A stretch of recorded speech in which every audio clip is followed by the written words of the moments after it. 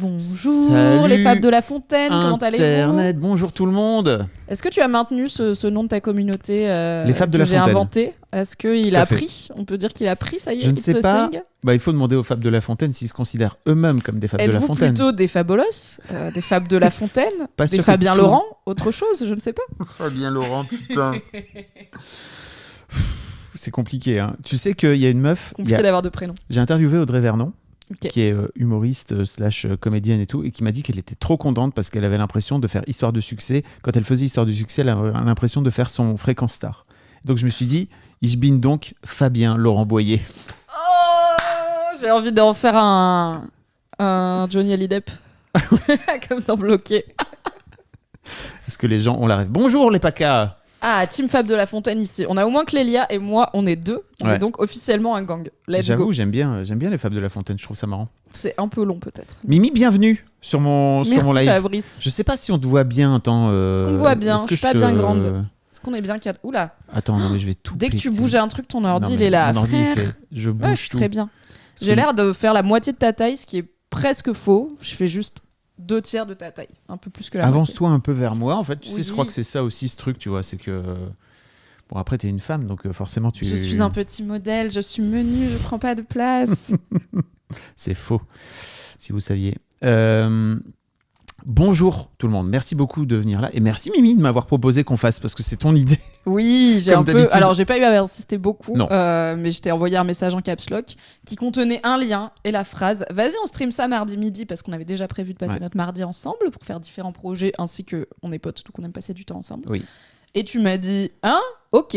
Du coup, bah voilà, on avait un live de prévu. Des fois, la vie c'est simple comme un message en caps lock. Alors expliquons pour les gens qui n'ont pas forcément le contexte que avant de faire ces streams et de se retrouver ensemble, on a animé suite à ta création, à ton initiative, Oui, on a animé ensemble un podcast qui s'appelait The Boys Club. tout à fait. Chez mademoiselle.com, j'avais créé avec Fabrice un podcast sur les masculinités qui s'appelait The Boys Club, où l'idée c'était d'interroger comment le genre se construit chez les hommes et qu'est-ce que ça veut dire en termes de vécu. Du coup, à chaque épisode, on invitait un mec et pendant 1 heure et demie, on parlait avec lui de qu'est-ce que ça veut dire pour lui être un mec. C'est la Suffit. première question qu'on posait. Qu'est-ce que ça veut dire pour toi être un homme ? Généralement, la réponse était « Oula, j'y ai jamais pensé », ce qui était déjà une réponse intéressante. C'était déjà intéressant. On a fait 2 petites années de The Boys Club de façon Quand tu dis 2 petites, c'était hebdomadaire, tous les 15 jours. C'était- oui, non, mais je pense qu'on Ouais. n'a pas fait 2 ans plein. Je pense qu'on Non. a fait 18 mois, en gros. Et après quoi, on a arrêté The Boys Club pour diverses raisons. La première étant que je t'ai dit, en fait, je pense que j'arrive un peu au bout de ce que moi, je peux faire en tant que femme sur ce genre de contenu. J'avais créé The Boys Club à un moment où il n'y avait pas beaucoup de contenu sur les masculinités qui existait, et ça s'est créé à quelques mois d'écart avec Les Couilles sur la table, qui était l'autre gros podcast masculinité, mais voilà, il n'y avait pas grand-chose. Ouais. Et je l'ai un peu... Et Les Couilles sur la table est aussi créé et animé par une femme, Victoire Toyon. Et j'ai un peu créé The Boys Club dans l'idée de... J'aimerais bien que ça inspire des hommes à créer des contenus autour des masculinités et à parler de sujets qui finalement les concernent plutôt directement, puisqu'à l'époque, il y en avait encore moins que maintenant, ce genre de contenu qui était animé par des hommes. Donc on a arrêté The Boys Club, et toi ensuite, quand tu es devenu indépendant après avoir vendu Mademoiselle, tu avais déjà Histoire de Daron, qui aborde des vrais sujets masculinité aussi, Histoire de succès, et tu as repris The Boys Club pour en faire Histoire de mec, donc ça existe toujours, mais sans moi. Mais du coup, voilà, ça fait depuis 2017 qu'on parle régulièrement de masculinité dans un micro avec Fab, qu'on en parle aussi dans notre vie perso, intime, et qu'on mène des projets en ce sens ensemble. Donc quand je suis tombée sur un fil Reddit sur des problèmes d'hommes auxquels on ne fait pas attention, je me suis dit, mais quelle bonne occasion d'aller en parler avec Fabrice. J'aurais pu en faire un live solo sur ma chaîne, mais encore une fois, je pense que tout comme on dit aux mecs, en fait, ne nous libérez pas, on s'en charge, et il faut aussi respecter que la parole des concernés, c'est utile et important. Ça m'aurait semblé bizarre de faire tout un live sur les problèmes d'hommes avec pas d'hommes. Donc je suis contente de le faire avec toi Mais et merci de avec m'avoir ta commu proposé. qui est peut-être un peu plus masculine que la mienne. Je me rends pas trop compte. Peut-être. Moi, je sais que j'ai beaucoup de femmes, j'aime bien. Mais du coup, c'est cool. J'ai Je vois un peu quelques équilibré. mecs que je connais dans le chat. Je vois Aruma, coucou. Voilà. Avec Histoire de Daron, j'ai un peu rééquilibré ces dernières années, mais c'est vrai que globalement, tous les problèmes qui sont liés à la masculinité sont plutôt préemptés par les femmes. Et les mecs ont du mal à s'y pencher parce que c'était Cyrus North, je crois, je crois même dans le premier épisode que j'ai fait en solo, parce que j'ai mis très longtemps avant de me lancer dans l'histoire de mecs en solo parce que j'avais peur. Donc déjà, il y a même un moment où sur la fin, je l'animais solo, tu venais plus rarement, mais aussi parce que tu avais d'autres choses sur le feu. Comme par exemple vendre une entreprise, ça prend du temps. Du coup, il y a des épisodes que j'ai fait en solo, mais il n'y en avait pas que toi, tu avais fait en solo avant ça. Non, avant de reprendre The Boys Club et d'en faire Histoire de mec. Et j'étais très fière que tu le reprennes et très contente. Ça a été dur pour moi. Parce que c'était un peu l'idée, quoi, que les mecs s'y mettent. Merde alors. Mais ça a été très dur. Et en fait, je trouve que Cyrus l'explique très bien dans le premier épisode qu'on a fait ensemble, où Cyrus North, donc, qui est youtubeur, créateur, qui parle de plein de choses, mais à la base de la philo, venait dire que lui, c'était un sujet qui lui faisait peur parce qu'il avait peur d'ouvrir cette boîte de Pandore qu'est la masculinité. Où quand tu commences à rentrer dedans, tu es aussi obligé de regarder peut-être des aspects négatifs de ce que tu as pu faire ou de ce que tu peux faire encore aujourd'hui, qui sont pas très réjouissants et que tu n'as pas forcément envie de regarder à l'aune, ou en tout cas sous l'angle, sous le prisme du féminisme, où tu te dis « Ah, j'aurais préféré ne pas le savoir ». Quand tu es une femme, découvrir le féminisme et le patriarcat, ça te met dans une position qui n'est pas toujours confortable, qui est celle plutôt de victime, de personnes oppressées de façon systémique à l'échelle de la société. C'est pas forcément facile d'accepter cette place-là, même si victime, c'est pas un jugement de valeur, mais au moins on n'a pas entre guillemets le mauvais rôle, quoi. C'est pas à nous qu'on dit, on fait des choses pas bien et on oppresse des gens. Et je pense qu'effectivement, du coup, être un homme qui s'intéresse aux masculinités, c'est s'intéresser à comment aller mieux, mais aussi à ce qu'on a pu faire de moins bien dans la vie. Et je trouve que c'est pas grave et c'est sain, mais je comprends que ça fasse peur. Oui. Et après, alors c'est peut-être quelque chose que moi j'amène avec mon prisme d'ancienne journaliste et de meuf qui suit pas mal dans les milieux médiatiques, féministes et tout. Je pense que c'est des prises de parole qui sont aussi compliquées à envisager parce qu'on veut pas, en tant que mec, pour peu qu'on soit un peu sensible aux problématiques féministes, on veut pas avoir l'impression de tirer la couverture à soi. Pendant longtemps, beaucoup des mecs qui parlaient de problèmes des mecs, en tout cas ceux qu'on voyait, ils en parlaient juste en réaction. Genre les femmes disaient on en a marre d'être violées et les hommes étaient là ah oui mais il y a des hommes aussi qui sont victimes de viol, mais genre dans leur vie ils font rien pour ces hommes là, tu vois, c'est juste pour dire pour s'aborder le sujet. Donc c'est compliqué aussi je pense en tant qu'homme de se dire comment j'en parle médiatiquement pour pas être ce mec qui a l'air de minimiser les problèmes des femmes, ce qui est pas du tout le cas, mais juste plutôt d'avancer ensemble et d'être là il y a plein de pans différents à explorer. Et tout comme il y a des contenus spécialisés sur l'afroféminisme ou sur le féminisme sous un prisme LGBT, queer ou même spécifiquement lesbien, on peut aussi aborder l'égalité sous le prisme des mecs. Mais faut trouver le bon équilibre et j'entends que ça peut être un petit peu sensible. Bon, est-ce qu'on se lance tout de suite ? Déjà, moi, ce qui m'intéresserait, c'est de savoir qu'est-ce que tu fais sur Reddit ? Parce que Oh là là, moi j'adore Reddit. Donc Reddit, c'est mon endroit préféré d'internet en termes de grosses plateformes, bien devant Twitter, Instagram, alors YouTube, tout ce qui est vidéo, partez du principe que c'est pas mon truc. Je stream néanmoins, abonnez-vous à ma chaîne. C'est pas parce que tu produis que tu consommes, forcément. Voilà, tout à fait. Alors j'écoute beaucoup de podcasts quand même, mais en termes de grosses plateformes, c'est sur Reddit que je trouve le plus d'intérêt. Reddit, c'est un forum géant et c'est de l'écrit. Alors on peut bien sûr mettre des chiffres, des images, des vidéos, et il y en a de plus en plus, mais à la base c'est un truc où les gens écrivent. Et en fait c'est vraiment un format forum, et Reddit est divisé en ce qu'on appelle des subreddits, donc des sous-communautés. N'importe qui peut créer la sienne, ce qui veut dire qu'il y en a pour tout. Genre si vous êtes passionné de... Genre par exemple, il y a un mec sur Reddit France qui est passionné de panneaux de signalisation et de feux de signalisation, et des fois il pose genre voici un panneau un sens interdit de 1972, on voit bien le maillage en nid d'abeille spécifique, et je suis là incroyable, tu vois. Internet. La niche de cette personne, elle est très très très petite, mais il est dedans et grâce à lui, je sais des choses sur les panneaux de signalisation. Et chaque subreddit a sa propre ambiance et est modéré par sa propre communauté, et il y a des modérateurs qui sont bénévoles qui la modèrent. Donc chaque subreddit a ses propres règles et sa propre culture. Ce qui fait qu'il y a des subreddits par pays. Donc par exemple, il y a le subreddit France qui de base est peuplé... Alors maintenant, il a dépassé le 1 million d'abonnés, mais parce qu'il y a eu un truc où beaucoup de gros streamers français ont envoyé leur communauté sur Reddit au moment de Airplace, qui était un genre de concours de jeu organisé par la plateforme. Et quand tu t'inscris sur Reddit avec une IP française, t'es automatiquement abonné à Reddit France. Ça fait partie des petits trucs pour découvrir la plateforme qui peut être un peu ardu au premier abord. Donc il y a plus d'1 million d'abonnés, mais ça veut pas dire qu'il y a plus d'1 million d'actifs. D'utilisateurs actifs. Et la population de Reddit France, c'est globalement des mecs trentenaires cadras, blancs, qui vivent dans des grandes villes, qui sont plutôt aisés, qui font des métiers dans l'informatique, généralement dans l'IT et le dev. Ou qui sont ingénieurs, parce que Reddit ça a été longtemps une plateforme assez niche, assez nerd, assez masculine aussi, un peu comme Twitch l'a été et l'est encore beaucoup. Donc il y a Reddit France qui est un gros subreddit que j'aime beaucoup lire parce qu'en fait c'est le seul endroit que moi j'ai où je peux Alors moi je participe pas beaucoup sur internet, je suis ce qu'on appelle une lurker ou un sous-marin, c'est-à-dire que je lis beaucoup mais je participe pas spécialement, mais où en fait je peux lire des gens débattre de l'actualité, alors certes française mais aussi internationale, mais avec un prisme français, c'est en français Reddit France, et de façon mixte, parce que l'autre endroit où je pouvais lire des gens débattre de l'actualité, c'était le forum Mademoiselle, qui est non mixte, donc où il y a une majorité de femmes et de plutôt jeunes femmes. Donc Reddit, ça m'offre l'accès à une population différente, même si, encore une fois, c'est pas du tout représentatif de la société française dans son ensemble, mais comme il y a beaucoup d'hommes, c'est aussi un endroit où j'ai vu les problématiques des masculinités commencer à émerger, et où ça reflète aussi leur importance qu'il leur est donnée dans les médias et puis dans la société, tu vois, de se rendre compte de choses qui sont liées au genre masculin et qu'on pourrait peut-être remettre en question, déconstruire ou faire différemment. C'est aussi un endroit où ça discute aussi de l'actualité féministe, alors avec un point de vue du coup qui va être différent de celui des meufs de Mademoiselle, hein, souvent, oui. Mais c'est aussi intéressant de croiser les points de vue, sans être non plus, c'est pas un gros forum de mascu, hein, c'est juste plus un forum de gens lambda qui sont principalement des mecs un peu aisés, donc qui sont pas touchés par les mêmes problématiques. Et donc en plus de Reddit France, maintenant il y a Ask France, qui est un endroit où poser des questions en français ou en anglais, soit des questions pour parler avec des Français, soit des questions aux Français. Donc par exemple, des fois il y a des Américains qui viennent dire j'ai un ami parisien qui me dit que tous les Français détestent Paris, est-ce que c'est vrai, tu vois ? Et du coup il va le demander en anglais, ouais. Et parfois il y a des questions en français pour parler de la France. Ça peut être tout ce qui vous passe par la tête en termes de questions. Il y a du très fun et du très sérieux, et beaucoup de gens qui viennent aussi partager leur vécu. Et donc je suis tombée sur cette question qui était: est-ce que vous avez des exemples de problèmes d'hommes auxquels on ne fait pas attention ? Qui a 100 réponses, ce qui est pas mal pour 100 commentaires, ce qui est pas mal pour Ask France. C'est pas non plus le subreddit le plus actif.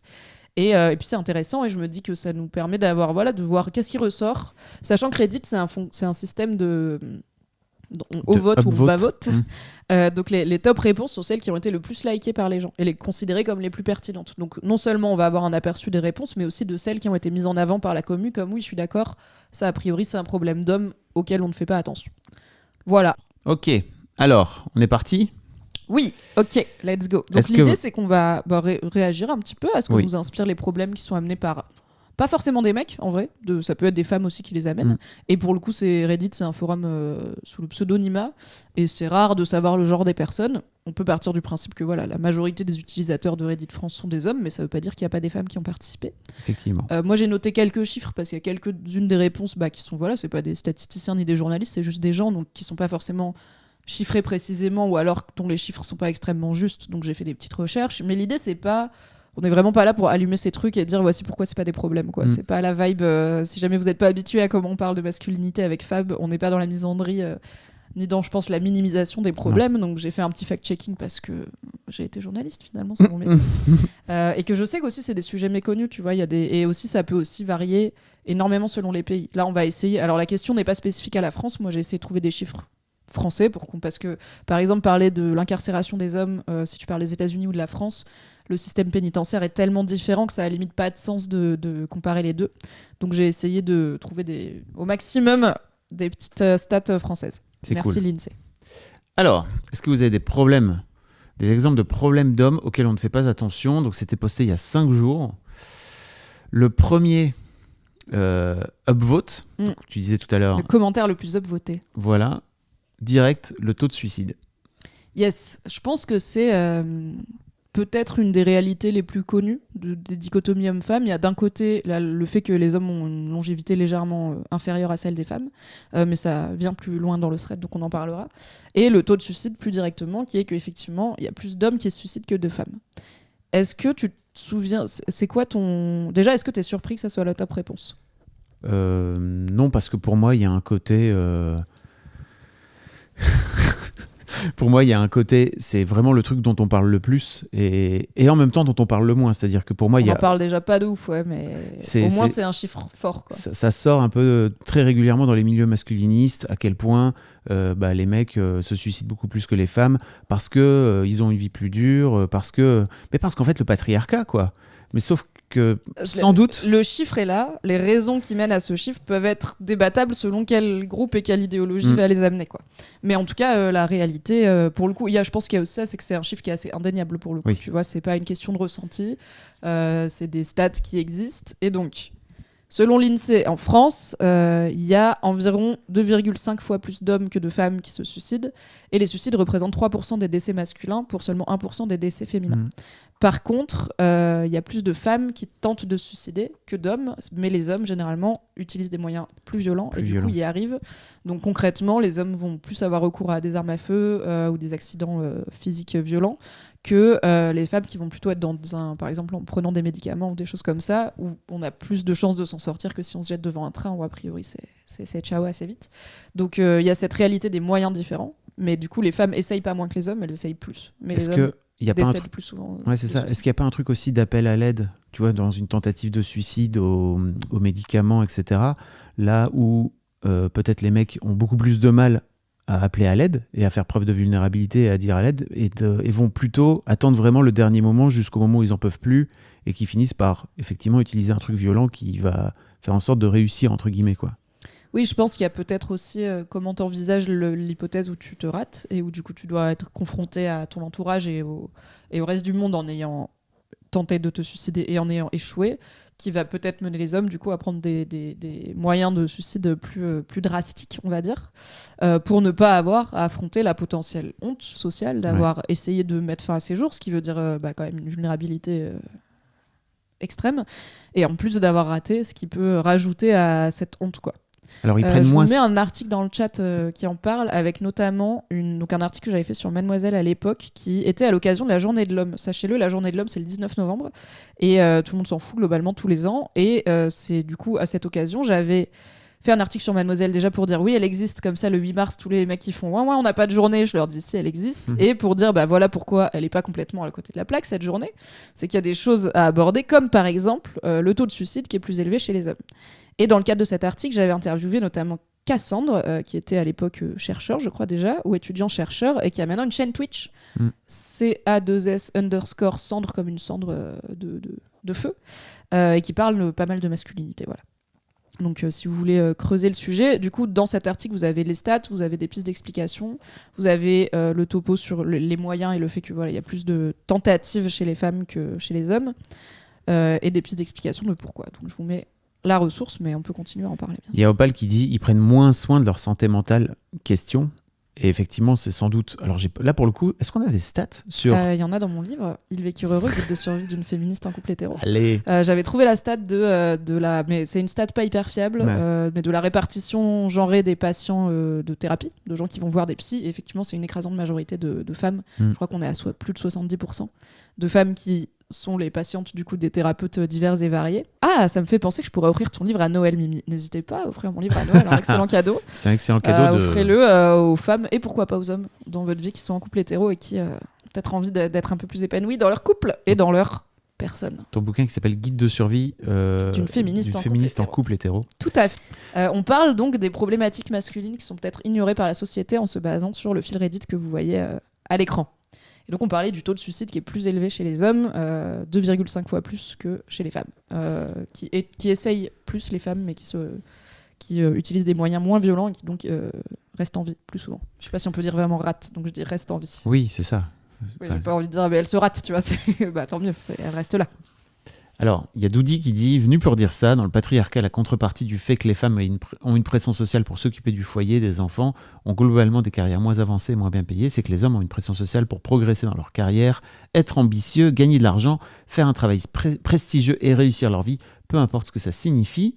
Ce sont les deux facettes de la même pièce qui doivent être traitées conjointement au niveau de la société. » Je trouve ça intéressant que du coup la top réponse au top commentaire amène directement l'idée de la pression à la carrière et à la réussite quand même pas mal financière. Tu vois, il dit progresser dans la carrière, être ambitieux, gagner de l'argent, faire un travail prestigieux et seulement après la personne dit réussir leur vie, peu importe ce que ça signifie.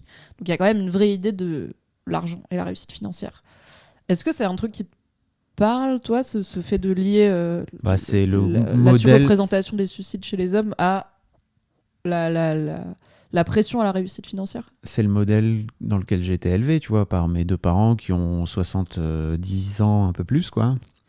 Et qui est vraiment le modèle à l'ancienne, c'est-à-dire que ma mère était femme au foyer, quoi. Elle s'est occupée de nous pendant toute sa vie.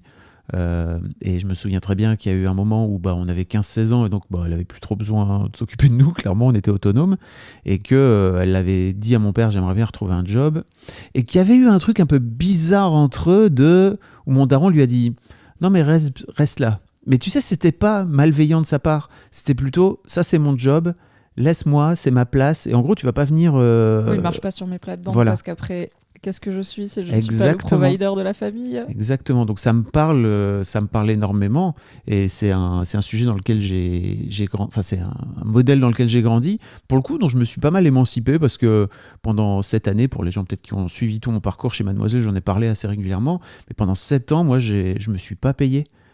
Et c'était un truc qui était vu entre nous avec mon ex-femme aujourd'hui, parce qu'on s'est séparés, qui était C'est elle qui providait pour le coup c'est financièrement. elle qui providait, et moi, en gros, j'étais en train de monter cette boîte qui avait du sens Après, sociétalement. t'avais aussi le statut de chef d'entreprise, tu vois. Donc certes, c'est pas toi qui providais, mais t'étais pas au chômage ou t'avais pas un job moins prestigieux ou moins bien payé que celui que ta femme. T'avais un projet, t'étais entrepreneur, t'étais patron. Et alors certes, c'était un projet bizarre de magazine féminin, mais tu vois, Ouais. t'avais un peu moins, je pense, de stigma social. Mais il y a quand même la réalité de tu te faisais entretenir Oui. par ta femme, quoi. Donc Oui. et c'est tant mieux. Mais alors, elle était C'est très entrepreneuse aussi, et ce qui est marrant, c'est que je crois qu'avec le recul aujourd'hui, je m'en rendais pas compte sur le moment, mais elle était dans le sacrifice. Elle était dans, en fait, ce qu'elle a toujours fait, c'est-à-dire elle est dans le sacrifice, comme pour le coup, pas mal de femmes qui sont dans le sacrifice, élevées dans le sacrifice, etc. quoi. Oh merci le pack à Draconis, trop chou. Oh là là. Donc ouais, ça m'étonne pas. Ça m'étonne pas non plus que ça ressorte, quoi, parce que c'est un vrai modèle. Et pour moi, l'un des enjeux de notre génération, et quand je dis notre, je parle de moi à 40 balais, je suis un peu le cul entre deux chaises, en fait, parce que je me retrouve avec un daron, et le modèle sociétal et le modèle dans lequel mes parents ont grandi, je m'y retrouve pas du tout. Donc il a fallu réinventer tout le truc, et j'ai l'impression de tester un peu. Et je crois que, tu vois, si les mecs potentiellement ont 15-20 ans de moins que moi, ils sont eux aussi dans une prise de tête où il y a un modèle à réinventer par rapport à leurs propres parents. Il n'y a pas beaucoup de rôle modèle, et c'est en ça aussi que c'est important de parler de masculinité, de parler de parler de ton livre, de parler de tous les modèles à réinventer, parce il faut des témoignages, il faut du discours, il faut qu'on puisse avoir des exemples. Voilà, exactement. Mais c'est beaucoup ce que tu fais avec Histoire de Daron, tu vois, de proposer plein de façons différentes d'être père pour au moins, si t'écoutes 10 épisodes, tu vas forcément piocher des choses et en rejeter d'autres, et au moins ça va te construire avec un medley d'exemples qu'avec une vision rigide de qu'est-ce que c'est un père. Moi, je te rejoins sur le fait que bien sûr la pression à la réussite carriériste et financière des hommes est réelle. Je suis un peu surprise que ça sorte en premier après pour appuyer le sujet des suicides, parce que dans ma tête, j'associe pas l'idée d'un homme qui se suicide avec l'idée d'un homme qui est en échec financier. Au contraire, alors je sais qu'il y a un peu le cliché, mais qui est aussi pas mal dans la fiction, de un mec qui perd tout, qui perd sa boîte, qui a peut-être fait des investissements risqués et qui se tire une balle dans son grand bureau en acajou plutôt que d'affronter la honte d'avoir coulé sa boîte. Ok, mais pour moi, genre, tu peux tout à fait être un mec qui réussit grave financièrement et te suicider, parce que justement, je sais que l'idéal qu'on vend aux hommes de réussite sociale ne va pas toujours avec une réussite mentale et un épanouissement personnel, et que du coup, tu peux tout à fait avoir réussi ta vie en tant qu'homme et ne jamais avoir parlé de tes émotions à qui que ce soit. Au contraire, même en plus, pour réussir, pour être carriériste, pour être ambitieux, il faut parfois écraser les autres. On t'apprend aussi à être dans un management qui est parfois violent, qui est parfois très compète aussi entre les hommes. Et du coup, je suis là, franchement, demain, l'homme le plus puissant du monde, genre même Vladimir Poutine, tu vois, qui est full virilité, s'il se suicide, je serais là, ça se tient, tu vois. Et pas juste parce qu'il est en train de gagner de perdre sa guerre de con. Mais pour moi, j'aurais pas lié homme qui se suicide et échec à réussir sa vie. Au contraire, je suis là, un homme qui réussit sa vie au sens financier et tout. Moi, je me dis, ouais, je sais pas s'il va bien dans sa tête, tu vois. Je sais pas s'il a réussi à concilier ça avec s'écouter lui-même, quoi. Il y a un truc dont on parle beaucoup dans le milieu entrepreneurial, et alors après, c'est un système que mon mentor, qui avait 15 ans de plus que moi, m'expliquait. Donc lui, c'est pareil, il était le cul entre deux chaises entre mon père et moi, en termes de génération. On a 30 ans d'écart avec mon père. Et lui me disait, en fait, l'un des dangers qui guettent les entrepreneurs, et j'imagine aussi pas mal d'hommes, parce qu'en plus, à l'époque, il n'y avait pas autant de femmes qui lançaient leur boîte, c'était les 3D, dépression, divorce, dépôt de bilan. Et en fait, il dit, tu peux les interchanger, tu peux interchanger l'ordre, c'est-à-dire que oui, l'un entraîne les autres, mais Exactement. dans n'importe quel ordre, quoi. Si tu divorces, tu vas faire une dépression, du coup tu vas pas gérer ta boîte. Et du coup dépôt de bilan. Si tu fais un dépôt de bilan, tu vas faire une dépression, et du coup ou tu vas divorcer dans la foulée, ça va te mener à la dépression. Enfin, c'est le château de cartes qui s'écroule, quoi, tu vois, et qui finit par et surtout dans un château de cartes où tu as fini par le faire reposer beaucoup sur ton statut social, sur peut-être ton job. Qui je suis si je suis pas patron de cette boîte, tu vois, mais tout comme ton père était pas sûr de qui il était s'il était pas provider de la famille. Exactement. Chasseur-cueilleur. Chasseur-cueilleur. Il fait les deux, chasseur et cueilleur. C'est un vrai truc. Hein. Je déplore fortement ceci. C'est une épidémie à ce stade. C'est très inquiétant pour notre espèce. Cela montre également, à qui ne voudrait pas le reconnaître, que les hommes ne se sentent plus à leur place dans leur société. Dans la société, ils se sentent diminués, mis au second plan.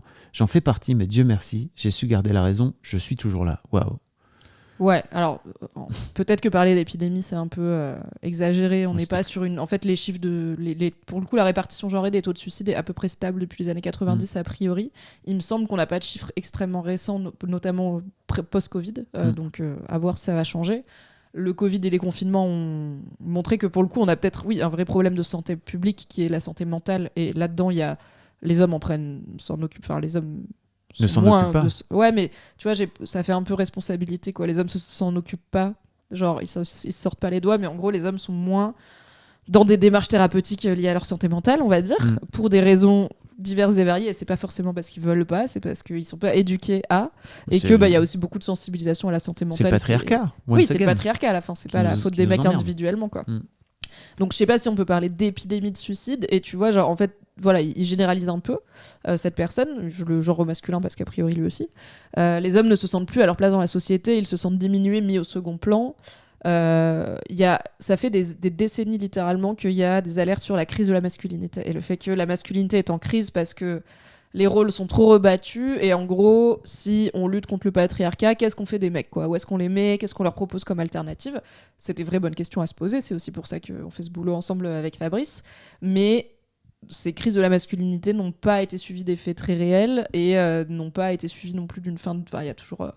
Je sais pas si on peut dire que les hommes ne sont plus à leur place dans une société qui est littéralement toujours dirigée et contrôlée par des hommes, c'est sûr, dans son hégémonie, mais j'entends par contre une difficulté à trouver et à construire une nouvelle place de ok, alors on commence à bien entendre tout ce qu'il faut pas qu'on fasse, tout ce qu'on fait mal, mais qu'est-ce qu'on fait, tu vois, genre ok, la masculinité toxique, mais du coup c'est quoi la masculinité tout court ou la masculinité cool?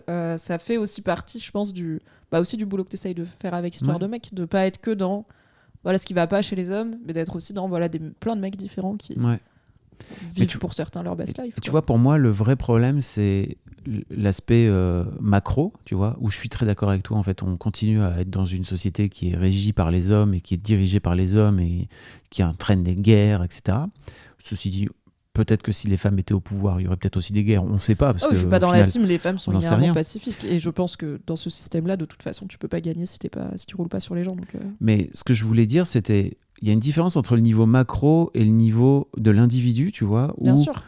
Typiquement, je comprends que ce gars se dise, par rapport à mon père, quel est le fuck, tu vois, là où mon daron, il roulait globalement sur la vie et machin, nous, on est là, en fait, il y a des choses que ton daron faisait qui est plus acceptable de faire socialement, que peut-être même au fond de toi, peut-être que ton père le faisait sans même se rendre compte que c'était pas acceptable pour lui, mais parce que c'était comme ça, on t'a appris à être élevé comme petit garçon. Il faut que tu fasses ça. Bon, ok, tu vas le faire alors. Aujourd'hui, on se rend compte que c'est plus forcément le cas, quoi. Donc, je crois aussi que c'est ça un peu le truc compliqué qu'il y a pour les mecs aujourd'hui. C'est, ok, niveau macro, effectivement, en fait, le monde ne change pas, comme tu le dis, quoi. Tu vois, le monde ne change pas aussi vite, peut-être. Pas assez mais vite. Mais on y travaille. Mais en même temps, on travaille. C'est un monde qui a changé. Là, mais tu sais, ne serait-ce qu'en 5 ans depuis MeToo. Oui, carrément. Par rapport à des millénaires de systèmes auparavant, c'est vrai que c'est déstabilisant, quoi. Voilà. Je peux rentrer en empathie avec cette sensation, tu vois, mais je pense qu'il y a aussi plein de femmes pour qui c'est compliqué. C'est aussi un monde qui change, tu vois, parce que je pense qu'il y a plein de femmes qui ont connu leur mère, par exemple, au foyer, et qui se retrouvent, elles, à devoir réfléchir à leur carrière et à pas pouvoir vivre en fait avec un seul revenu, même si elles le voulaient, parce que ça se fait plus trop dans l'économie actuelle, de soutenir tout un foyer avec une seule personne qui travaille, et qui vont se retrouver avec une mère qui peut pas du tout les accompagner dans cette démarche-là d'être une femme dans le monde professionnel parce qu'elle y a pas eu droit. Bon, ces meufs aussi, elles sont paumées, tu vois, mais... Il y a Clélia qui dit, il y a une petite part de moi qui a envie de répondre « Et alors ?» quand il dit « mis au second plan ». Il y a un truc qui peut être revanchard, tu vois. Moi, je suis pas là-dedans, mais après, là, je pense qu'on est dans des mecs plutôt Je sais pas, au moins ils s'y intéressent, tu vois. Peut-être la barre est au sol, mais je suis là, bah au moins ils s'y intéressent et ils en parlent. Donc vas-y, je vais pas me moquer d'eux, tu vois, en disant oh là là, les fragiles, c'est trop dur pour vous. Genre, c'est pas ma philosophie. Ça aussi, c'est dur, je crois, pour les mecs aujourd'hui, c'est que il y a pas mal de meufs et la société leur dit bah il va être temps de montrer un peu ses émotions et d'être vulnérable. Et quand ils le font, alors peut-être de façon maladroite, mais en tout cas, enfin tu vois, il y a une sorte d'ouverture. Bah c'est pas assez bien et on vient de tirer dessus. Et je comprends, tu vois, l'idée de revanche, c'est pas du tout ça l'idée de venir remettre ça en cause. Mais effectivement, c'est d'autant plus dur pour ces gars quand ils s'ouvrent un peu, qu'ils se prennent une balle, tu vois, ils font bon, bah, peut-être je vais retourner dans mon terrier. Moi, ce sera peut-être beaucoup plus. Oui, bien sûr, je comprends. Après, j'ai remarqué que. Et je comprends pourquoi, mais il y a quand même beaucoup d'hommes qui s'ouvrent qu'aux femmes, quoi. Il y a des moments où je suis là, maybe si tu veux faire changer les choses et que tu m'exprimes un mal-être, va l'exprimer à aussi des hommes, tu vois. Tes potes, ouais. Et j'en parlais l'autre jour avec un copain qui va pas très bien, qui me disait ça me fait du bien de t'en parler, je pense que je vais aussi en parler à telle copine et tout. Et à un moment, bon, c'est aussi un mec, il est ok pour que je shampooine, tu vois, un peu, quand il me dit des trucs que j'estime être gentiment à côté de la plaque. Et à un moment, je l'ai un peu secoué et j'étais là, mais sinon, tu vas en parler à des hommes dans ta vie ou tu vas vraiment laisser les meufs faire tout le boulot gratuit parce que, enfin, c'est bien hein, de lire des bouquins féministes et de venir parler aux femmes de tes émotions, mais quid d'être le changement que tu veux voir dans le monde et d'amener ça aussi dans ta bande de potes masculines. Il l'a fait, ça s'est bien passé. Il a eu des conversations qu'il n'avait jamais eues avec son meilleur ami, c'est incroyable. On en a parlé dans le film club ensemble dans l'épisode de Sweet November, mais pour moi il y a aussi un vrai chemin que tous les mecs doivent emprunter vers une forme de douceur d'une manière générale et de care, tu vois, envers eux pour commencer, mais aussi envers leurs potes et aussi envers la femme, enfin envers tout le monde globalement. Et c'est pour moi ça, pour moi aujourd'hui, et je le sais parce que je suis en train de le faire, la douceur, c'est la partie la plus difficile de l'armure à percer, quoi, à transpercer. C'est vraiment très très compliqué. Et je crois que si ton pote va vers les meufs, c'est qu'en fait, c'est vachement plus simple de pouvoir recevoir de la douceur. Là où les gars vont peut-être juste faire ok, tu veux une pinte, ok, parce que c'est compliqué pour eux de faire preuve de douceur. Si lui il veut un jour pouvoir aider son pote, il faut qu'il ouvre la porte, il faut que quelqu'un fasse le premier pas. Donc moi je l'écoute. Tout à fait. Je suis sûre qu'il y a d'autres meufs qui l'écouteront, mais je lui dis aussi quid de pas gérer ça qu'avec des meufs, quoi. Ouais. Clélia qui dit je suis d'accord avec vous, hein, mais c'est juste quand un mec est vulnérable je l'écoute, mais c'est vrai qu'il y a parfois une petite voix dans ma tête qui a un peu envie de les envoyer bouler. Mais ce que je comprends, mais ça fait partie du chemin qu'on fait tous et toutes là en tant que société, c'est intéressant. Est-ce qu'on avance au commentaire suivant ? Problème. La croyance qu'un homme saute sur tout ce qui bouge et qu'il est comme les scouts, toujours prêt. Alors ça vraiment cette ref. Ce qui bien entendu est complètement faux. Mon ex était comme ça quand elle avait envie de faire l'amour et que je ne montrais pas réceptif. Elle le prenait pour elle, pensant que je ne la trouvais pas attirante. J'ai eu beau lui expliquer que je n'avais pas juste pas envie. Elle ne me croyait pas car, selon elle, les hommes ont toujours envie. Ça, c'est un vrai truc. Dans notre société hyper sexualisée et dans l'imaginaire collectif qui en découle, les hommes ont un impératif à bander et à montrer leur désir, qui, bien sûr, ne doit jamais vaciller, sous peine de se faire traiter d'impuissant. Comments, reactions, thoughts.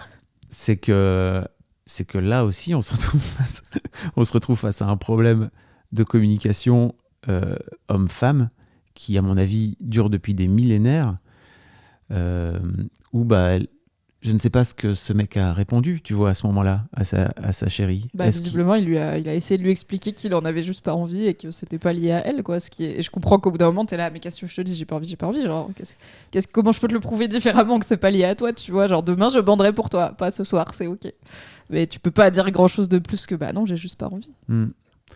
Et c'est compliqué parce que je crois que, surtout post-MeToo, tu vois, tu dois te dire, ok, en fait, les meufs, pourquoi vous faites pas preuve tu vois, ça pose des vraies problématiques de consentement parce que la limite entre un homme a toujours envie et du coup, même s'il a l'air de pas avoir envie ou qu'il est pas en état de consentir de façon éclairée, j'y vais, elle est floue et je connais, et je pense que je suis pas la seule, des mecs qui ont été, et ils l'ont pas forcément identifié comme ça sur le coup, mais qui ont été violentés sexuellement par des meufs qui ont soit insisté alors qu'ils disaient non, soit qui ont profité de leur état d'ébriété ou de choses comme ça. Donc c'est une réalité. Après, donc là, la personne qui en parle l'amène sous l'angle de quand il en a parlé avec son ex, donc une femme.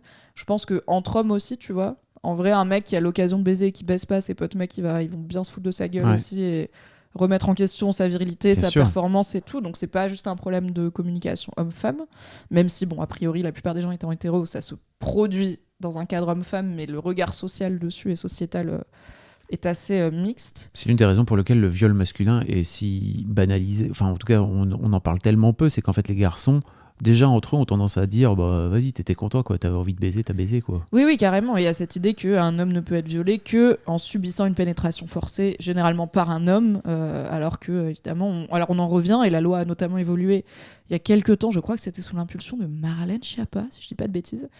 La loi qui définit dans le code pénal qu'est-ce qu'un viol a été reformulée pour inclure une pénétration subie, mais ou qu'on t'oblige à perpétrer. En gros, si une personne te prodigue une fellation alors que t'en as pas envie, c'est aussi un viol, même si c'est toi qui la pénètres factuellement. Donc c'est bien que la loi évolue avec la société, ça sert aussi à ça, d'amener des débats dans l'espace public. C'est marrant parce qu'on en parlait un petit peu hier avec Marie Kigaï dans notre émission BFF qu'on fait sur Twitch tous les mois, où on parle de sujets assez deep et de sexualité, et où on parlait de cette prise de conscience très récente sur la réalité du désir masculin et le fait qu'il n'est pas mécanique et qu'il n'est pas omniprésent, évidemment, et que comme dit c'est compliqué, hein, Clara Van Frank-Gick dans le chat, c'est pas vrai du tout, la libido appartient à chacun, évidemment. Ça commençait à venir, et Marie m'avait amené ce truc de, quand elle était plus jeune, accepter que son mec la désire pas, ça a appuyé sur ses insécurités à elle, parce que comme nous les femmes, on nous apprend que notre valeur principale c'est à quel point les hommes nous désirent. Quand ton propre mec te désire pas et que t'as pas été élevé à être en empathie avec lui là-dedans et à être juste en mode ça arrive que la libido soit variée, si t'as encore en tête l'idée que un homme il a toujours envie, du coup s'il a pas envie de toi alors que toi t'es disponible, qu'est-ce que ça dit sur toi? Et là j'ai l'impression que c'est ce que son ex a fait. Elle le prenait pour elle pensant que je ne la trouvais pas attirante. Donc il n'y a pas eu d'empathie, et je pense qu'il n'y a pas eu ce vrai truc de miroir de moi en tant que meuf et juste en tant que personne humaine, je sais que j'ai pas tout le temps envie, donc pour lui c'est pareil, parce qu'on nous a tellement répété aux hommes comme aux femmes qu'un mec ça a toujours envie et c'est toujours content d'avoir une relation sexuelle, et c'est aussi les hommes qui alimentent ce narratif. Et c'est aussi un truc que je vois beaucoup, par exemple sur Reddit, où il y a beaucoup d'hommes qui disent les meufs qui avaient des potes mecs, sachez qu'ils veulent vous baiser. C'est sûr. S'ils ont l'occasion, ils vont vous baiser. C'est obligé. Ils peuvent pas traîner avec vous s'ils ont pas quelque part au fond de leur cerveau. S'ils avaient l'opportunité, ils aimeraient bien vous soulever. Et je suis là, mais enfin, mais pas du tout. Je pense pas que tu veux me soulever. Et ça fait quand même 10 ans qu'on est amis, tu vois. Et du coup, je suis là, c'est très mais c'est des hommes qui alimentent, tu vois, cette idée reçue. Et du coup, mais tout comme il y a des femmes qui vont alimenter l'idée que les femmes sont nulles au volant, tu vois. Parce qu'on intériorise les idées reçues, les stéréotypes. Il faut travailler avant tout le concept de l'amitié et du lien entre hommes et femmes, quoi. C'est déjà de base. C'est très possible. De dégenrer, tu vois. Il faut vraiment sortir de cette idée que les hommes viennent de Mars et les femmes viennent de Vénus. Il y a des gens... Alors, il y a des petits trucs hormonaux qui peuvent influer certains trucs, tu vois, mais il y a des gens qui ont des réalités et des vécus uniques. Et on peut être un gros chaudard 10 ans dans sa vie et après plus avoir envie de personne pendant 10 ans. Et on n'est pas moins un homme, et ça dit rien de différent sur nous que juste il y a des périodes dans la vie. Et chacun a son propre rapport à la sexualité, quoi. Est-ce que ça existe vraiment, les gens qui traitent les hommes d'impuissants ?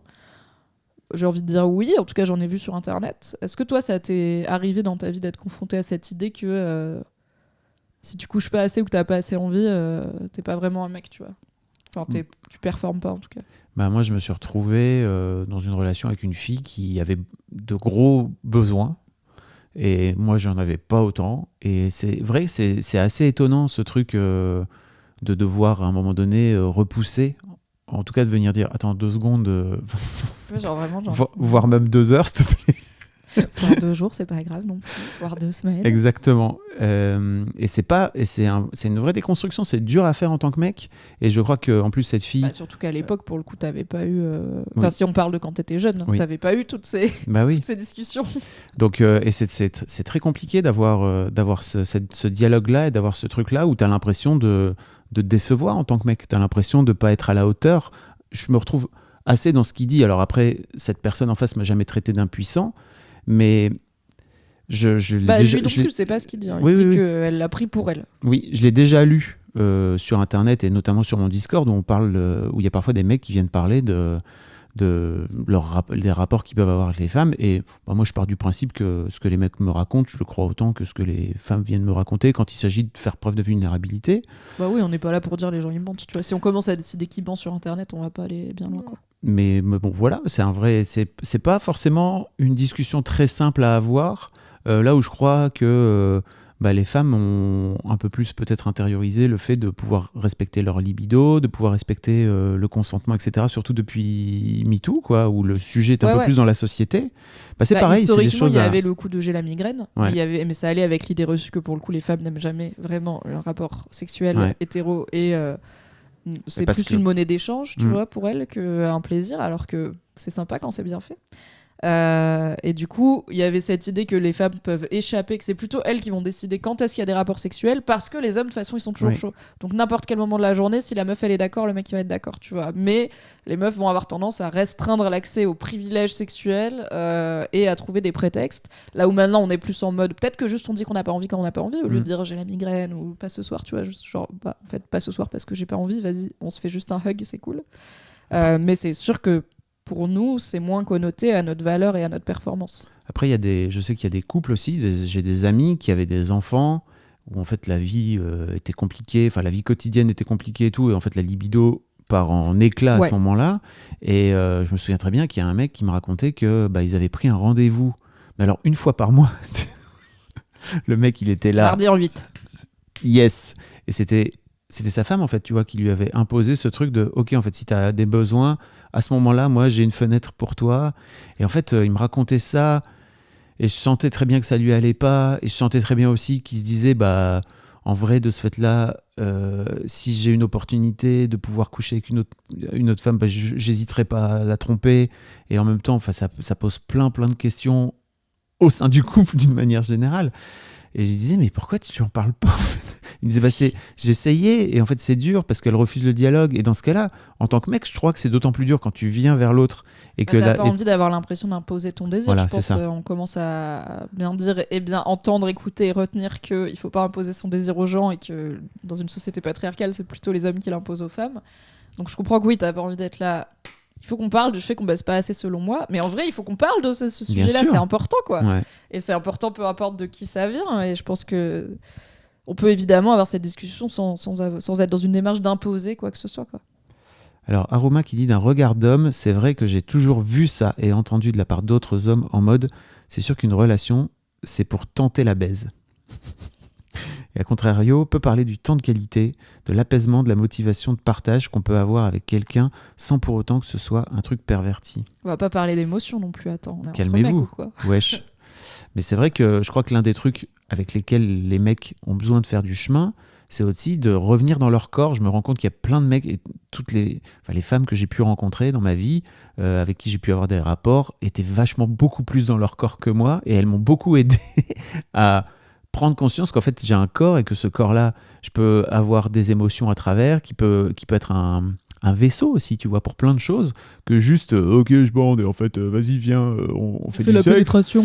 Et salut Soup Academy. Et c'est vraiment un vrai truc qui est aussi compliqué à faire pour les mecs, parce que ça nécessite de faire tomber l'armure, de juste partir du principe que tu peux te laisser ouvrir, tu peux te laisser, comme disait Angelo dans un épisode d'Histoire de mec, te laisser pénétrer aussi par des femmes, et même pas forcément que sexuellement, aussi en termes d'émotions, que tu peux te laisser... Oui, bien sûr, on parle pas forcément de se mettre des choses dans la cour arrière, même si vous le souhaitez, n'hésitez pas. Il paraît que c'est sympa quand on aime bien ça. C'est tout à fait possible. Mais c'est vrai que ça fait partie du chemin vers lesquels les mecs ont besoin d'aller, et qui est en fait le sexe. Et ça, pour le coup, maybe on peut blâmer le porno, tu vois. Le sexe est aussi et avant tout d'autant plus génial quand c'est un moment d'échange et de partage et de connexion entre deux personnes, quoi, tu vois, entre deux âmes. Tant qu'à faire. Pour moi, le porno n'a fait que refléter de façon encore plus crue cette idée reçue d'une sexualité masculine hétéro ultra mécanique et ultra automatique, au point où dans le porno, qui est pourtant fait par et pour des hommes en majorité, l'homme est totalement dépersonnalisé. Alors c'est parfois dans un rôle de point of view, d'identification pour que le spectateur s'identifie à l'acteur, mais c'est beaucoup parce que l'homme ne sert à rien, c'est une machine, c'est pas son plaisir qui est important, c'est pas ses sensations, c'est juste, on part du principe que puisqu'il a mis son pénis dans une dame, il est content anyway, c'est un marteau-piqueur. Et c'est idéalement un marteau-piqueur avec un diamètre respectable. Mais en fait, il y a on voit une manifestation du plaisir masculin qui est l'éjaculation finale, Mais sinon, tout le plaisir qu'on voit dans le porno, c'est le plaisir féminin. Donc c'est un peu paradoxal Ouais. d'être là. Mais c'est des films qui sont pas du tout construits autour du plaisir féminin, mais qui le montrent, mais comme une récompense, tu vois, comme une preuve que l'homme fait bien, je pense, performe bien. Mais cette idée qu'un homme, il y a 2 boutons et c'est tout, et que les boutons sont toujours dispo, je pense, a fait beaucoup de mal à la sexualité en général. Et au bien-être sexuel des hommes et des femmes, parce que ça vient aussi de là, plein de relations sexuelles qui sont pas agréable ni pour l'un ni pour l'autre, parce qu'il n'y a pas d'échange et il n'y a pas d'écoute, comme tu dis. Revenir à l'échange, ça peut aider, quoi. Il y a Opal qui dit même conversation pour Sweet November. Putain, Alors, et on en a encore reparlé hier avec Marie sur BFF, je suis vraiment en boucle. À votre avis, pourquoi c'est le film préféré de Mimi et pourquoi Mimi m'a proposé de faire ce thème? C'est très intéressant. On avance ? Oui, on avance. Autre chose de ce côté-là, on ne peut pas trouver de personnes belles sans vouloir c'est marrant les baiser. parce que l'exemple que dit cet homme, c'est que sa copine est surprise quand il trouve un mec beau, parce qu'elle dit bah toi t'es un mec donc tu peux pas trouver les mecs beaux. En gros, si tu trouves quelqu'un beau, c'est parce que tu le désires, parce que t'es un mec. Là où il dit à sa pote bah toi t'as déjà trouvé des mecs beaux sans vouloir les baiser, et sa pote dit oui mais toi sa copine dit oui mais toi t'es un mec. Ça oui, alors c'est un vrai truc que j'entends souvent, et en même temps je suis là. Dans mon expérience de vie, c'est beaucoup plus rare les mecs qui sont à l'aise avec le fait de dire oui, tel homme est beau. Et la plupart, quand tu leur demandes, ils sont vraiment en mode je vois pas comment je saurais dire. Je suis là, bah, tu sais que Brad Pitt existe d'un côté et que Eric Zemmour existe de l'autre. Tu sais qu'il y a un spectre quelque part là-dedans. Tu as bien des goûts, voilà, dans ta vie. À qui tu préférais ressembler, par exemple, ou qui tu préférais avoir en poster sur ton mur, je ne sais pas. On n'attaque pas le physique, mais 100%. On parle de. Eric Zemmour, let's go, quoi. Mais il y a ce truc de déjà ça fait gay trop vite, tu vois, c'est partir du principe qu'on peut trouver un mec joli, c'est déjà trop border, maybe à la fin on veut lui toucher l'anus, je ne sais pas, il y a 2-3 étapes avant généralement, mais j'ai pas vu beaucoup de mecs se libérer là-dessus encore, mais de plus en plus. Le patriarcat nique les mecs aussi dans le sens où ça les empêche d'avoir des relations sympas et de fraternité avec les garçons, avec les autres hommes d'une manière générale. Et moi, je me rends compte que plus je vieillis, plus j'ai aucun problème à dire à des potes qui sont beaux, que je les trouve beaux, etc. Et en fonction aussi de l'âge des gens, des mecs qui sont en train de réceptionner, je sais que c'est plus ou moins simple pour eux à accepter, quoi. Tu vois, il y a une forme de « Ok, mais qu'est-ce que tu veux me dire par là ?» Juste, je te trouve beau, mec. J'ai pas envie de te ken. Oui, ou ça va se faire, on va peut-être complimenter les fringues plutôt, tu vois. Genre, elle est sympa ta veste, il est cool ton flow, mais on va peut-être pas forcément dire tu es beau. Et ben en fait, dites aux hommes qu'ils sont beaux, ça leur fera plaisir, parce qu'en plus personne leur dit jamais, et du coup ils sont là. Je vais m'en souvenir pendant 10 ans. Et après ils sont contents. Clairement. Alors. On continue dans la même thématique. On continue dans la même thématique. 41 upvotes. Le manque de contact physique et affectif, si on n'a pas la justification de baiser avec, c'est dur de trouver des gens qui vont pas juger quand on leur demande un câlin. Et juste en dessous, le commentaire suivant, c'est la rareté des compliments reçus. Donc on est dans cette idée de il n'y a pas d'affection, il n'y a pas de tendresse, à part dans un cadre sexuel. Et même dans un cadre sexuel, il y a des hommes qui témoignent parfois de en gros, on me touche pas, on me touche juste le pénis, mais tu vois, je me fais pas câliner, caresser, etc. Et en même temps, est-ce qu'ils le demandent ? Je ne sais pas non plus. Est-ce qu'ils osent dire ce dont ils ont envie et besoin ? Mais c'est vrai qu'il y a beaucoup de mecs qui se câlinent pas et qui se font pas câliner. J'ai une anecdote à ce propos. Je me suis retrouvé donc dans des stages de développement perso. Alors, c'était quand on entend stage de développement perso, on entend un truc un peu chez père et tout. Là, pas du tout. C'était dans une salle en mode néon, moquette par terre et des chaises tout autour. On dirait vraiment la cogip, quoi. Et ça en fait, un peu alcoolique anonyme dans ma tête, tu sais, comme les trucs de soutien dans Fight Club. Exactement. Et en gros, on arrive le matin à 9h, tout le monde s'assoit et tout, voilà, on connaît pas les gens et tout, on jauge un peu. Et à la pause de 10h30, le mec nous dit n'hésitez pas, faites-vous un câlin. Bon, comme c'est un stage sur la peur, ça marche bien, tu vois, ça rentre dans le thème. T'es pas censé, si tu as peur, tu es censé y aller, quoi. Et en fait, c'est très marrant de voir, et notamment, que ce soit moi en tant que mec, en fait, envers les femmes, tout comme envers les hommes, comment j'ai progressé dans le temps, parce que j'ai fait plusieurs stages après avec ce gars, et en fait, à chaque fois, ça revient un peu, et donc, les gens qui sont habitués, ils finissent par arriver le matin et faire direct un câlin. De voir comment j'ai progressé, aussi bien à donner qu'à recevoir un câlin authentique. Mais je crois qu'en fait, tout part de soi. où à partir du moment où tu donnes un vrai câlin à l'autre, et pas juste, tu vois, une petite tape genre « Ouais, super Oui. ». Voilà, Pas non, juste tu prends la un personne. air câlin avec un genre de Exactement. coussin d'air quand même, parce que si on se touche trop, c'est Bah, pas tu vois, notamment avec les filles au départ, j'avais tendance à me mettre, alors, vous verrez pas en podcast, mais en gros, je mettais le torse en avant pour faire en sorte que bah, au niveau du bas de mon corps, ça vienne pas se toucher. Il n'y a pas de frottement, quoi. Voilà. Et je me suis rendu compte avec le temps que bah, pas du tout, en fait. Tu pouvais prendre quelqu'un, faire un vrai câlin.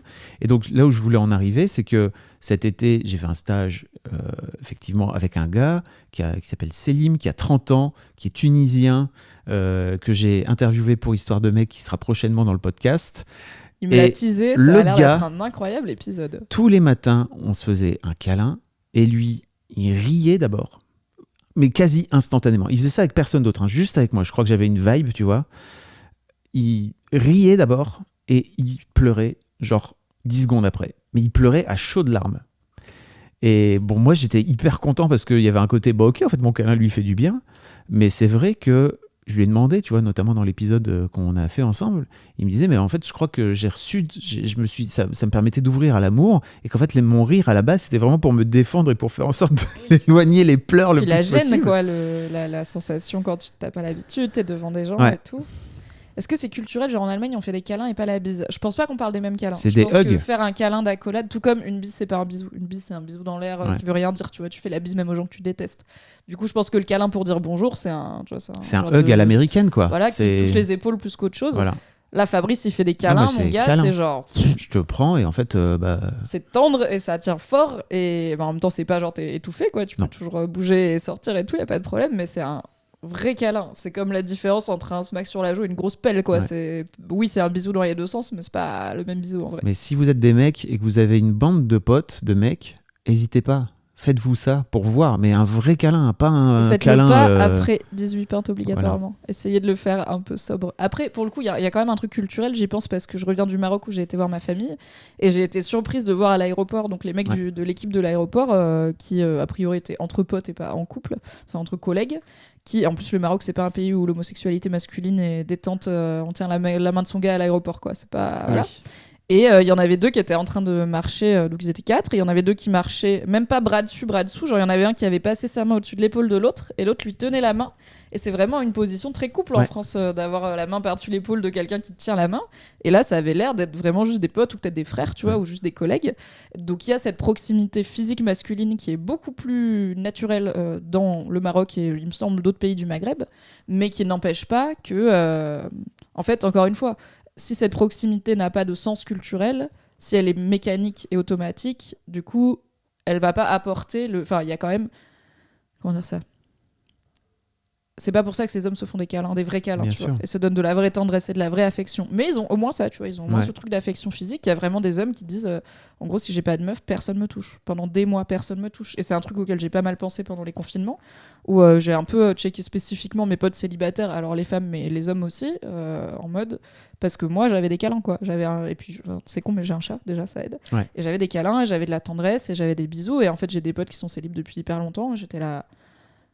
La prochaine fois qu'on se voit, je te fais un câlin parce que je pense que là, ça fait un petit moment qu'on te l'a pas donné et que même les petites accolades et les bises, tu les as plus. Donc fondamentalement, peut-être que personne t'a touché juste ton corps depuis hyper longtemps, quoi. Ça peut beaucoup faire de bien, un câlin parfois quand on en manque.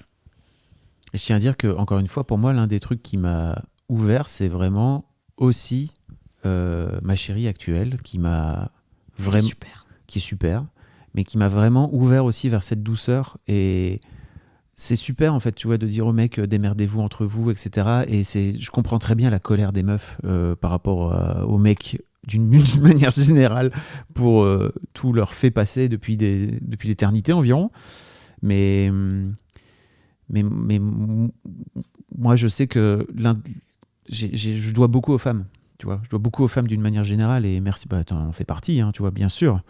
Mais voilà, il y a un vrai truc où à un moment donné, il va falloir qu'on se rejoigne, quoi, tu vois, qu'on fasse un pas l'un vers l'autre.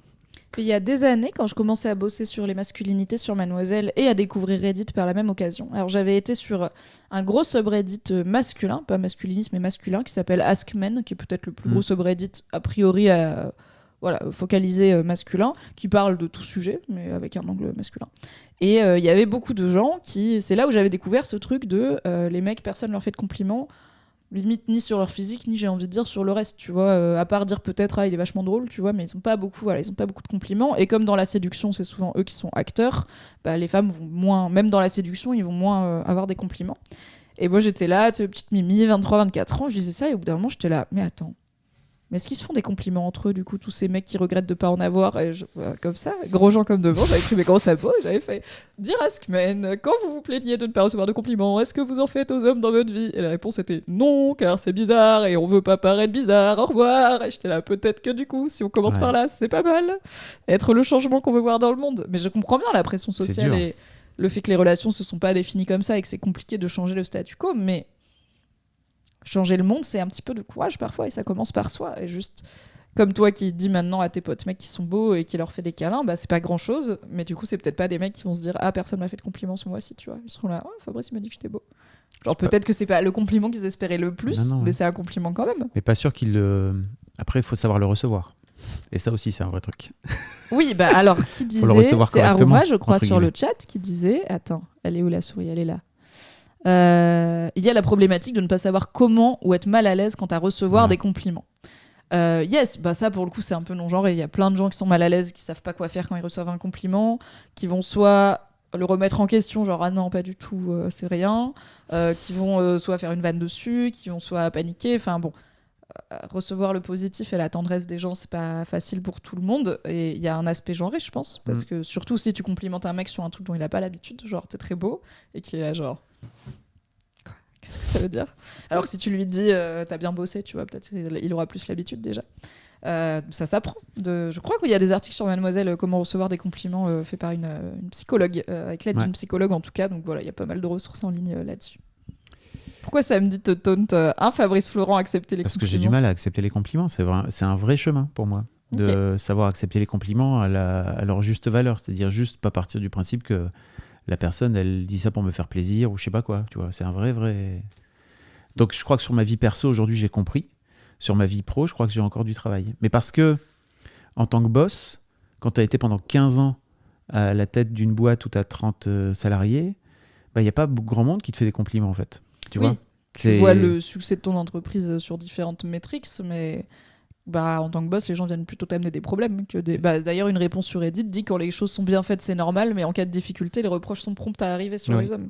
Ce qui est réel, et encore plus, quand t'es boss. Voilà. Un travail bien fait ne se voit pas trop, forcément. Exactement. C'est tout le concept du travail bien fait. Tout à fait. Pour le compliment, je fais parallèle avec les cadeaux. Quand on reçoit un cadeau, rarement on le rebalance à la gueule des gens. Dites merci, ça suffit. Exactement. Oui, et puis je pense un truc qui marche bien, c'est de se dire est-ce que vous, quand vous faites un compliment à quelqu'un, vous le pensez ou pas? Si oui, probablement que tout le monde fait pareil. Enfin, vous n'êtes pas spécial, tu vois, tout le monde est pareil. Et en fait, il y a peu de raisons de se le. Tu vois, si je te dis, par exemple, je t'ai souvent dit que la barbe, ça te va bien, que je te trouve beau avec la barbe. J'ai pas vraiment de raison d'inventer ça, tu vois. Si je veux juste te faire plaisir, je peux trouver autre chose que de dire un truc que je pense pas, tu vois. Genre, je vais pas inventer à quoi ça sert pour que tu continues à porter la barbe et que je sois là, ça lui va pas du tout, j'ai bien eu. Enfin, tu vois, ce serait quoi le but de ce mensonge? Si je veux te faire plaisir, je t'amène un croissant et j'ai pas besoin de te mentir pour ça. Eh oui, mais ça, peut-être c'est l'enfance. C'est un autre sujet, les gars. Depuis que je vis au Royaume-Uni, c'est très dur de ne plus claquer une bise et un vrai compliment à la française. Ça sonne très faux à l'américaine. You're amazing. Et on te claque un hug. C'est marrant, un vrai compliment à la française. Je suis là. Est-ce qu'on fait spécialement des compliments Genre, j'ai l'impression qu'on est un peu froid au premier abord. Alors certes, on fait la bise, mais très... Et faut les travailler un peu encore, j'ai l'impression, les Français, avant qu'ils soient chaleureux et qu'ils arrêtent d'être sarcastico-râleurs comme on sait si bien l'être. Mais peut-être c'est mon idée reçue sur les Français vu de l'étranger. Il y a Salt Soup qui dit « C'est des fois un peu délicat, mais j'avoue que j'essaie de donner des feedbacks positifs à mes N+1 et mes N+2 quand je peux.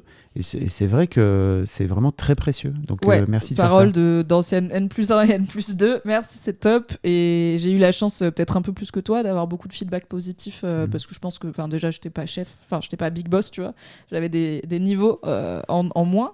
Et je suis une meuf aussi. T'as été leur collègue avant. Donc ça change aussi un peu la dimension. Une partie, tu vois, au bout d'un moment, c'était tout mon équipe.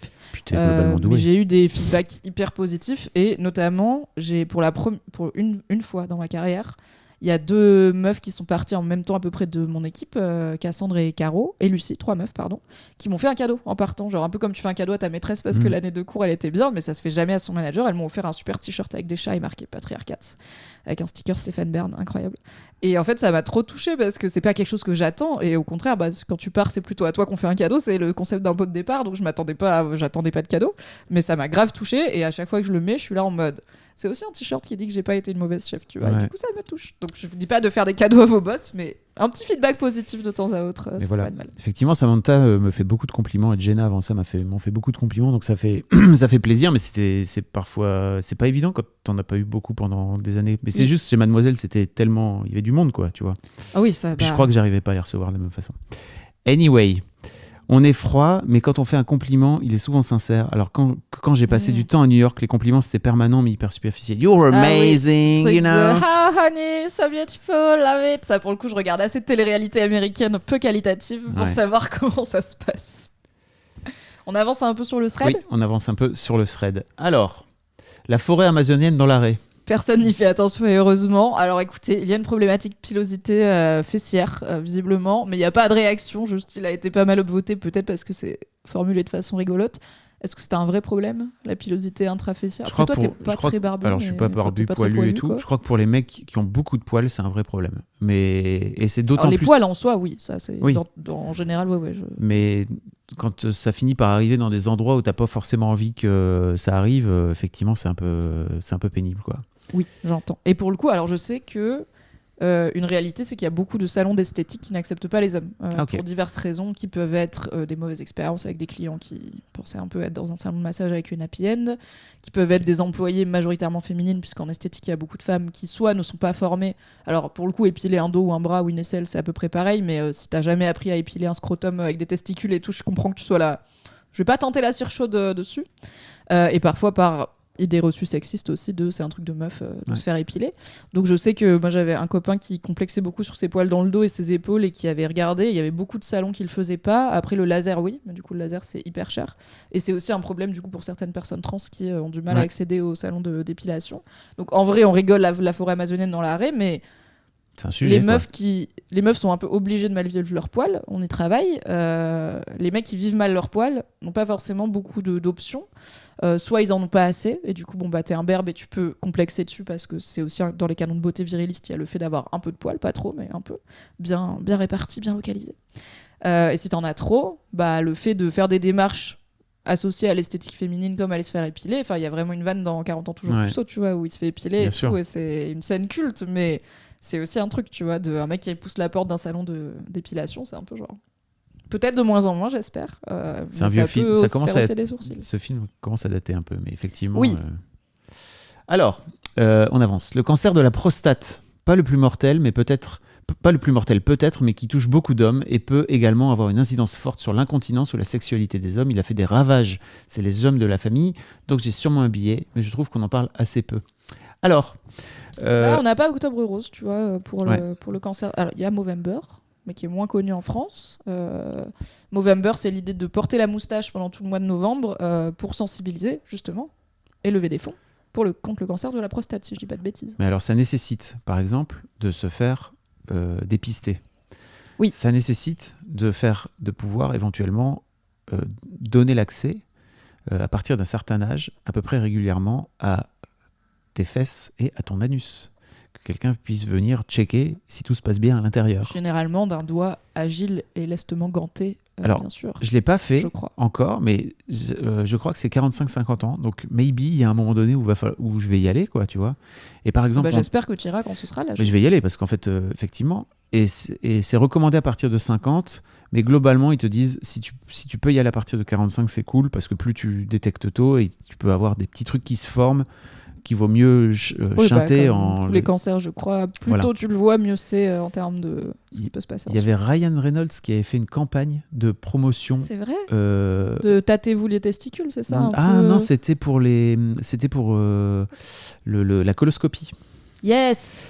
Justement, qui, pareil, 45 piges, faut faire des coloscopies. Et en gros, il racontait qu'il s'était fait enlever des petits trucs, tu vois, des petites polypes, ou je sais pas exactement quel est le nom, qui auraient pu se transformer en 10 ans en trucs beaucoup plus graves, quoi. Et ils avaient fait une campagne fabuleuse avec son pote, là. Ils avaient perdu un pari, bref. En même temps, c'était hyper malin. Mais par exemple, mon daron, il a 75 ans. Et je lui disais, mais est-ce que tu y es allé ? Il m'a dit, bah non, je ne vais pas y aller, pourquoi faire ? Je fais, yes, super. Donc, effectivement, le cancer de la prostate est un problème, mais c'est aussi et avant tout, on revient à toujours ce truc de comment les mecs prennent soin d'eux, d'une manière générale ? Bah, pas beaucoup. Ouais, que ça soit. Alors, on a parlé un petit peu de santé mentale, mais la santé physique, il y a aussi beaucoup moins d'hommes que de femmes qui font des check-up réguliers physiques, qui vont chez le médecin quand ils sont malades, qui s'écoutent aussi, comme tu disais, qui écoutent leur corps et qui remarquent des petites différences. Nous, alors en tant que femmes, surtout côté gynécologie, on est quand même très vite, limite trop alarmés. Faut faire des frottis tous les ans, faut se palper les seins, faut aller se faire dépister pour le papillomavirus, etc. Où on revient un petit peu aussi de cette chose qui peut être parfois surangoissante. Oui. Et le stress non plus, c'est pas bon pour la santé. Et c'est aussi occulter le vécu gynécologique qui n'est pas toujours très fun en termes de patientes, quoi. Mais les hommes, à l'inverse, il y a beaucoup d'hommes qui n'ont pas vu de docteur depuis des années et qui parfois vivent avec yes, je suis myope, yes, je chie du sang un jour sur deux, tu vois, mais c'est pas tant que je suis pas au seuil de la mort, je vais pas y aller, quoi.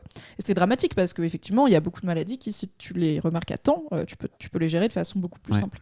Et on en revient à pourquoi les hommes vivent moins longtemps que les femmes. C'est en partie parce qu'ils ont plus de comportements à risque, et dans les comportements à risque, il y a aussi cette forme de passivité. C'est pas seulement se bourrer la gueule et prendre la bagnole sur l'autoroute, c'est aussi avoir une sensation bizarre dans l'anus depuis 2 mois et pas s'en occuper. C'est un peu genre peut-être que s'en occuper pourrait permettre d'améliorer la longévité, quoi. Il y a Clara qui dit que son mari qui a 50 ans veut pas y aller, voilà. Pour illustrer un petit peu le truc. Je sais pas, franchement j'ai pas de tips sur comment te convaincre, comment le convaincre d'y aller, tu vois. T'as rien à faire. C'est juste. Ouais, je sais pas, non, mais je me dis, il doit y avoir des gens plus habitués à comment persuader les gens qui prennent pas soin d'eux à prendre un peu soin d'eux, tu vois. Qu'est-ce qui marche comme type d'argument ? Faut montrer. Donc pour moi, c'est toujours pareil. C'est-à-dire, c'est pour ça que j'ai trouvé cette campagne de Ryan Reynolds géniale. C'est que le mec est ultra connu aux US et il se met dans une position de... Et symbole masculin positif. Exactement. Quoi. Les mecs l'aiment bien, ça que je veux dire. Ouais. C'est pas un tombeur de ces dames. Les mecs aussi. Les mecs ont envie d'être potes avec lui et les meufs ont envie de sortir avec, quoi. Et il se met dans cette position de vulnérabilité où il est en train de se filmer, en train de se faire une coloscopie, quoi, tu vois. Donc, alors on ne voit pas l'opération en tant que telle, mais bien en tout cas, voilà. Combat infini avec mon mec pour son suivi médical. J'ai lâché prise de mon côté, c'est pas ma responsabilité, mais c'est terrible. Il ne va chez le dentiste que s'il rage dedans. Ouais, c'est compliqué, ça vient du soin, en fait, du soin de soi, de l'importance qu'on met sur soi et de la peur aussi d'un milieu médical qu'on connaît pas forcément et qui peut être... quelque part entre intimidant et carrément traumatisant. Donc il peut y avoir un accompagnement qui joue, mais en effet, après, à la fin, ça reste une responsabilité quand même personnelle, quoi. Alors, c'est Go Boy Bro, c'est le même qui disait les hommes sont au second plan. Ah, très bien. Il y a une bonne partie d'hommes qui se sentent invisibles, seuls à en mourir et souvent n'osent pas s'ouvrir à quelqu'un à propos de leurs insécurités, leurs difficultés et leurs émotions, MDR. À ce jour, dans la plupart des cultures, la manière d'éduquer les jeunes garçons ne laisse pas place au développement d'une bonne sensibilité émotionnelle qui, selon moi, serait nécessaire à un bon équilibre. Il faut pouvoir être capable d'identifier ses émotions, de les laisser sortir pour se réguler et d'apprendre à mieux les maîtriser. Ça fait partie de la découverte de soi. On nous apprend à ignorer les émotions qui peuvent laisser transparaître une éventuelle faiblesse, notamment en face des jeunes filles ou des jeunes femmes. Et à juste titre, la société se moque de ce que les hommes ressentent tant qu'ils sont aptes à créer des richesses et à participer au progrès. On revient toujours à ce truc. Il n'y a presque pas de structure dédiée à la protection des hommes. Le système judiciaire joue contre les hommes dans les conflits hommes-femmes, peu importe la situation, on en reparlera, si tant est qu'il n'y ait pas de preuves. Ce qui donne lieu à des violences non reconnues envers les hommes. J'en ai été témoin, à l'instar de bon nombre d'hommes, au travers de ma famille et celle de mes amis. En réalité, beaucoup d'hommes ressentent parfois le besoin d'être protégés ou rassurés, ne serait-ce que quelques instants, mais n'en émettent pas ouvertement le souhait par appréhension. Être un homme, c'est difficile, parfois. Je trouve que ce commentaire qui rejoint du coup le précédent du même posteur, il est intéressant parce qu'on sent qu'il y a une vraie inquiétude et une vraie souffrance et une vraie empathie envers les autres hommes aussi, mais qui dérive, et c'est là où le masculinisme peut arriver, c'est une pente glissante aussi, qui dérive sur des petits points de détail, des formes de généralisation où je suis là...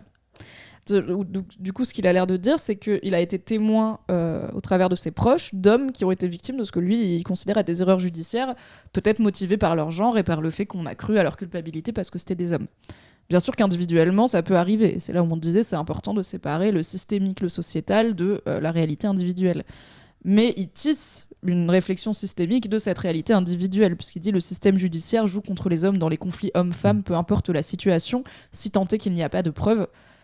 C'est déjà compliqué à chiffrer, et je pense que c'est assez facile de prouver que c'est factuellement faux. Il y a quand même beaucoup de procès qui opposent des hommes à des femmes où les femmes ne gagnent pas automatiquement. Si on parle spécifiquement de procès pour des viols ou des violences sexuelles, le fait qu'il n'y ait pas de preuves, au contraire, ça donne encore moins de chances à la victime, peu importe son genre, j'ai envie de dire, d'avoir des résultats, de voir sa plainte mener à une condamnation. Donc, en fait, je pense qu'on mêle un peu aussi on est dans un contexte sociétal de procès de Johnny Depp, Amber Heard, les papas sur les grues, cette idée de, en gros, si un jour une femme décide de dire que t'es un connard, les gens vont la croire, tu vois. Et je suis là, je comprends d'où ça vient cette peur, et en même temps, faut quand même regarder factuellement le fait que c'est pas vrai, quoi. C'est littéralement pas vrai. On commence à avoir plein d'exemples d'hommes qui ont été accusés à différentes échelles de choses dites plus ou moins graves par plus ou moins un grand nombre de femmes et qui continuent à vivre leur vie, qui n'ont pas été condamnés. Le procès de Johnny Depp, Amber Heard a contribué à prouver que oui, Johnny Depp lui a cogné dessus et ça a été monté en épingle de façon odieuse sur les réseaux sociaux en mode parce que ça cristallise cette peur de ok, si un jour une femme se retourne contre moi et retourne le patriarcat contre moi en disant elle est victime de moi en tant qu'homme, je vais perdre, tu vois. Et je suis là, je comprends que ça vous fasse peur, mais genre factuellement c'est pas vrai et je veux pas qu'on y arrive et plein de gens ne veulent pas qu'on y arrive. La justice et la loi existent toujours, la présomption d'innocence aussi. Donc je comprends que en fait si ce mec il connaît 3 hommes différents qui ont soit pas eu la garde de leurs enfants, soit qui ont été, je sais pas, qui ont perdu leur job parce qu'une meuf disait il me harcèle alors que non, tu vois, il voulait juste être sympa. Oh là, j'ai une anecdote là-dessus juste après. Soit voilà des choses comme ça, qu'ils se disent bon, le système judiciaire il me donne pas confiance, sûr, tu vois. Ok, mais c'est pas vraiment au niveau systémique en France, dès qu'un procès oppose un homme et une femme, l'homme va être désavantagé. Incroyable anecdote. Il y a un nouveau subreddit francophone qui s'appelle Suis-je le trou de balle, qui est la traduction directe de Am I the Asshole, qui est un subreddit très connu où en gros quand t'as un doute, que t'es là genre des gens me disent que j'ai mal agi mais moi j'ai l'impression d'être dans mon droit, tu vas poster dessus et t'expliques la situation, alors bien sûr avec ton point de vue à toi, tu dis suis-je le trou de balle de machin, et souvent la réponse c'est non, t'es pas le trou de balle, c'est les gens qui sont cons, tu vois, parce que aussi souvent on a que l'opinion de la personne qui poste. Et là c'était lunaire, il y a un gars qui a posté, je vais essayer de vous retrouver le lien après, un truc genre suis-je le trou de balle d'avoir voulu faire du vélo d'avoir demandé à une collègue de me dire au revoir avant de partir. Je suis là, probablement que c'est ça le titre, il y a there is more to this story. Et donc le gars il raconte qu'en gros il a une nouvelle collègue qui est arrivée il y a quelques temps, il précise qu'elle est fort fraîche, mais que c'était pas de la drague, ok, mais il note quand même qu'elle est fort fraîche, et qu'il s'est rendu compte qu'elle vient en vélo et lui aussi, et du coup une fois ou deux il lui a proposé, une fois ou deux ils ont été faire du vélo ensemble, et au bout d'un moment j'ai plus les détails, mais je vous le retrouverai, c'est assez récent. En gros la go elle est plus venue, elle a commencé à l'éviter, et elle passait devant différents bureaux pour dire au revoir et pas devant le sien, et lui il a envoyé des messages auxquels elle répondait pas ou peu, et il est allé lui demander tu pourrais venir dire au revoir avant de partir, ce à quoi elle a dit genre ah mais ça m'arrange pas, c'est pas sur ma route en gros, et elle a fini par aller dire au RH en fait il est insistant et il me harcèle, mais il a fait vraiment des dingues, genre il a pas arrêté de lui envoyer des messages et tout machin, et elle était là en fait il me met la pression et il me harcèle, et dans tout le post le mec est là je suis dans mon bon droit. Et tous les commentaires, c'est mec, ça s'appelle du harcèlement moral en entreprise. Elle t'a envoyé 1 milliard de signaux et elle t'a même dit non clairement plusieurs fois. Et toi, tu continues et tu exiges des trucs d'elle. Donc, des fois aussi, peut-être que ce mec-là, il voit des gars qui se sentent 100% légitimes dans leur bon droit et victimes d'une injustice. Et peut-être que des fois, c'est leur prisme qui est éclaté aussi, tu vois. Et je pense que vraiment, ce gars, quand il poste sur Reddit, il pense que Reddit va lui dire c'est ta collègue qui est hystérique, tu vois. Et en fait. La société évolue, Reddit lui dit non mec c'est toi, là c'est toi, c'est pas grave, c'est un chemin à faire sur toi, mais là c'est toi vraiment. Après je crois qu'il y a un vrai truc aussi par rapport à l'éducation qu'on donne aux petits garçons, et notamment aux petits princes si tu veux, où moi je sais que j'ai été élevé dans un truc assez étonnant où comment dire, c'est assez étonnant, mais globalement j'ai été éduqué en mode petit garçon gâté, quoi, tu vois, où j'ai dû apprendre à ce qu'on me dise non, arrivé à l'adolescence, parce qu'en fait, c'était compliqué pour moi. Et je crois qu'il y a plein de garçons qui partent du principe que, En fait, c'est pas possible de leur dire c'est non. ce qu'on appelle en anglais être entitled, tu vois, l'entitlement, cette sensation que tout est dû. Je vous mets le lien du Suis-je le trou de balle dans le chat, comme ça vous l'avez. Il sera dans les notes du podcast. C'est un beau moment de vie sur Internet. Et en même temps intéressant que vraiment très vite la majorité des gens soient là. Mec, c'est toi là. C'est marrant, Suis-je le trou de balle, Est-ce que c'est parce que Cyrus North a lancé toute une série de vidéos qui s'appelle Êtes-vous des merdes? Non, c'est vraiment un truc qui existe depuis très longtemps sur Reddit, Am I the Asshole. Non, mais... traditionnellement, le Reddit français traduit littéralement tous les termes anglais parce que ça les fait rire. Genre un upvote, c'est un O-vote, tu vois. On aurait pu dire c'est un pouce en l'air, mais non, c'est un O-vote. Et c'est un sous-Reddit, tu vois. C'est juste, ils aiment bien, ça les fait marrer, ça fait partie des codes culturels. Donc c'est pas lié, je pense, à l'initiative de Cyrus North, mais c'est peut-être Cyrus North qui s'est inspiré de Am I the Asshole. Ah, il s'est clairement inspiré de Am I the Asshole, mais il en a créé un truc communautaire après. Ses vidéos sont très marrantes. Ok, on continue ? Oui. Alors, le manque de considération du mal-être et des problèmes des hommes. Tout le monde se sent mal, a des problèmes un jour ou l'autre, mais personne ne viendra soutenir émotionnellement un homme. Voilà. Je crois que c'est challengé un peu en dessous. Ouais, voilà. Donc, c'est la réponse de Ex-Topin qui est intéressante, qui dit, alors oui, tout le monde se sent mal, a des problèmes un jour ou l'autre, mais il dit, faut pas exagérer. Normalement, le cliché de la bande de potes qui vient te tirer du canapé pour te remonter le moral, c'est aussi une façon d'essayer de soutenir quelqu'un qui n'admet pas avoir un problème sans avoir à le lui faire admettre. Et je trouve ça hyper intéressant parce qu'il se place en position de soutien masculin. Il est en mode, quand il dit la bande de potes, alors il y a peut-être des meufs dedans, mais en tout cas, pour moi, bande de potes, quand c'est un mec qui parle, j'imagine une bande plutôt masculine, qui vient te tirer du canapé pour te remonter le moral, soutenir quelqu'un qui n'admet pas avoir un problème sans avoir à le lui faire admettre. Il y a toute une gymnastique mentale qui est très conscientisée, alors que d'habitude, elle est inconsciente. Dans les dynamiques entre hommes, il y a aussi ce don't ask, don't tell, je sais moi en tant que mec que mon pote va pas bien, je vois qu'il a pas envie d'en parler, moi je serais mal à l'aise s'il m'en parlait aussi, souvent il y a ça, c'est tant mieux, je saurais pas quoi faire s'il se mettait à pleurer, donc tant mieux, et du coup je vais faire mon rôle d'ami et le soutenir et lui changer les idées, mais sans l'amener dans cette vulnérabilité et sans m'y mettre moi non plus. Et je pense qu'il y a quelques années j'aurais été un peu en mode vraiment sortez-vous. Voilà, ça t'apprendra. Fini par ma propre misandrie. Sortez-vous les doigts et parlez-vous. Et je pense que maintenant, je suis plus dans le mode, en fait, c'est déjà une façon de faire, tu vois. C'est peut-être pas la panacée. Et il y a sûrement des moments où on va trop mal pour que ça suffise. C'est un peu ça. Moi, je suis un peu dans l'inquiétude de... Il y a des moments où tu vas tellement mal que ta bande de potes qui vient te taper dans le dos et te servir une bière et te changer les idées, ça va pas régler ton problème et du coup ton mal-être il peut s'aggraver en soum-soum et du coup c'est bien des fois de motiver les gens à dire ce qui va pas pour leur montrer qu'ils peuvent le dire et qu'ils vont pas perdre leurs potes et qu'ils vont pas mourir et qu'ils peuvent en parler et même des fois quand on dit ce qui nous arrive on trouve de l'aide et du soutien et des conseils et qui débloquent notre situation. Mais je pense que je suis beaucoup plus chill qu'avant sur en fait si c'est comme ça que vous faites, au moins vous le faites, tu vois. Genre, ça reste mieux une bande de potes qui vient te tirer du canapé et qui peut-être te dit je t'aime que quand ils ont un coup dans le nez, que pas de potes. Et t'es tout seul sur ton canapé et personne te dit je t'aime, tu vois. Après, faut pas sous-estimer un truc que j'ai entendu à plusieurs reprises dans l'histoire de mecs, c'est à quel point les mecs font du mal aux mecs. Par le harcèlement, tu vois, par la bolosserie d'une manière générale, etc. Et en fait, il y a plein de mecs qui ont du mal, un mal fou, et j'en fais partie, à fraterniser et à avoir des relations vraies avec des mecs. Et tu vois, il répond notamment, je trouve ce genre d'amis malheureusement très rare, voire même inexistant pour certaines personnes. C'est compliqué aussi de fraterniser avec des mecs quand t'es un mec qui en a pris plein la gueule par les mecs pendant toute ta vie, quoi.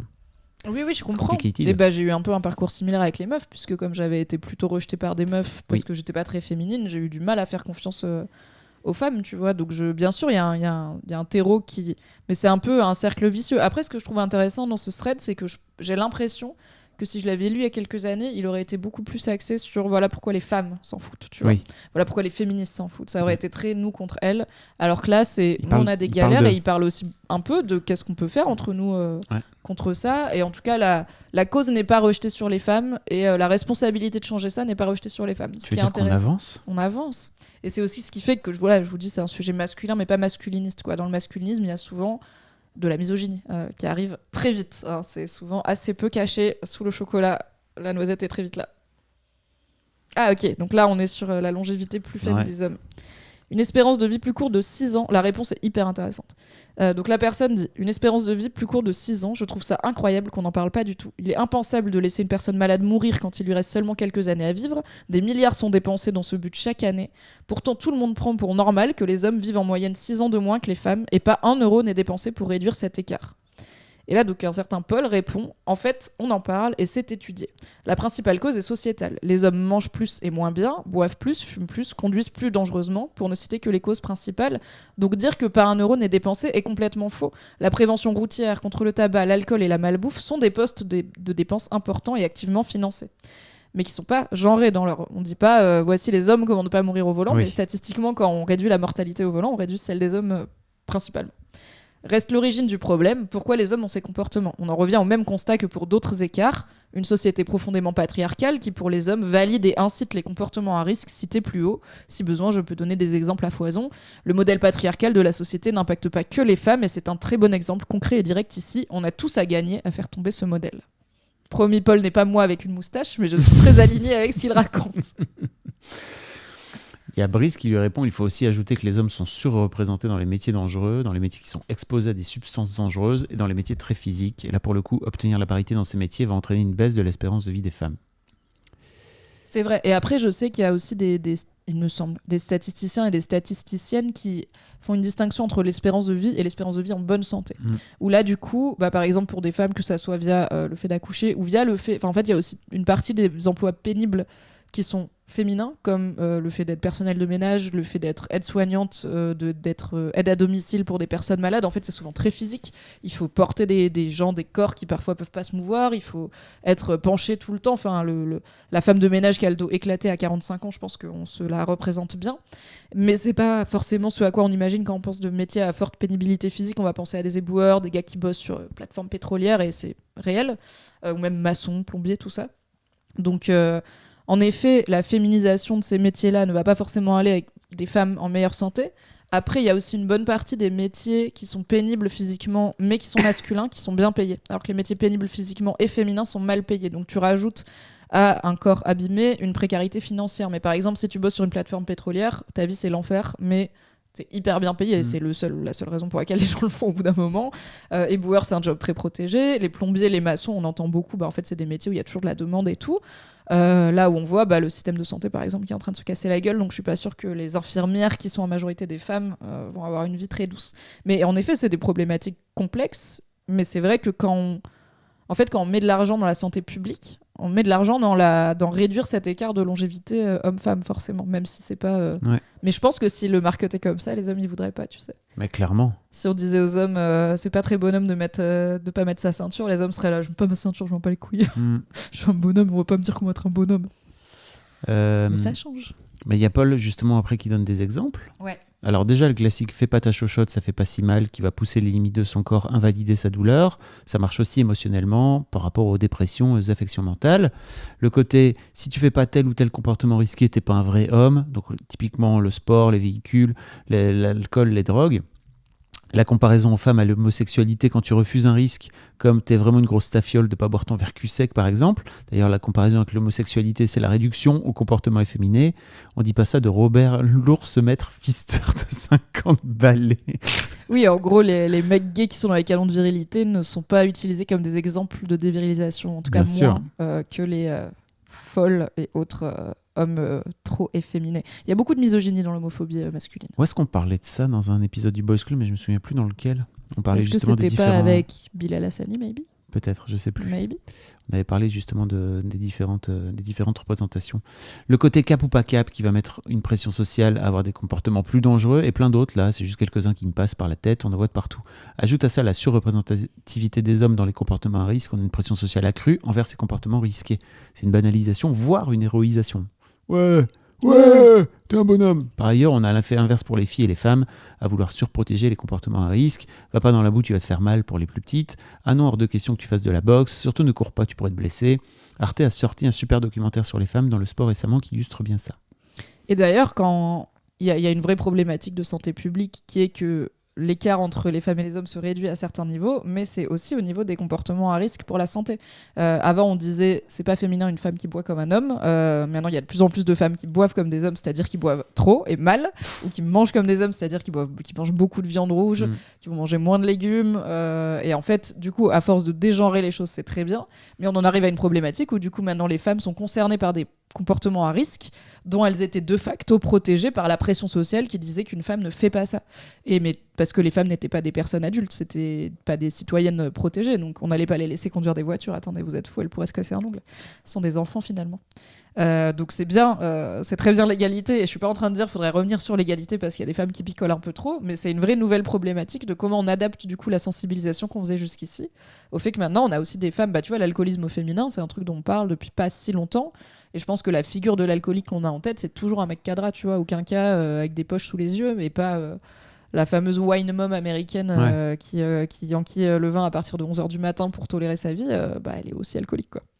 La crise cardiaque chez les femmes n'est pas prise au sérieux. D'ailleurs, c'est vrai qu'il y a eu une campagne il n'y a pas très longtemps. Rappel, oui, je vous mets le lien dans le chat. Les symptômes de la crise cardiaque sont différents selon les sexes, et c'est important de le savoir parce que du coup, si vous êtes comme moi, une femme cisgenre, vous n'aurez pas forcément mal au bras gauche, vous aurez mal ailleurs, et vous serez là, j'ai pas mal au bras gauche, c'est pas une crise cardiaque, et en fait, si. Ouais. Je vous mets le lien. C'est intéressant parce que sous ce commentaire, il y a une discussion. Merci pour ton commentaire. Je n'avais pas vu l'angle sur la prévention du tabac, alcool et autres. C'est vrai que principalement les hommes qui en sont. C'est vrai que c'est principalement les hommes qui en sont victimes. Tu as raison. On ne cherche pas à résoudre le problème sous l'angle des hommes. On cherche à résoudre le problème tout court. Bah oui, bien sûr. Ce n'est pas pareil c'est pas pareil avec les maux dont sont victimes principalement les femmes. On cherche à faire venir plus de femmes en sciences, pas plus d'hommes.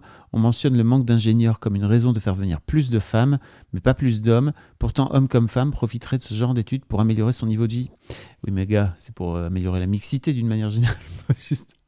Après, il y a une autre personne plus bas qui amène le fait qu'il y a moins d'hommes que de femmes dans les études supérieures. Alors c'est là où j'ai fait un peu de fact-checking en gros.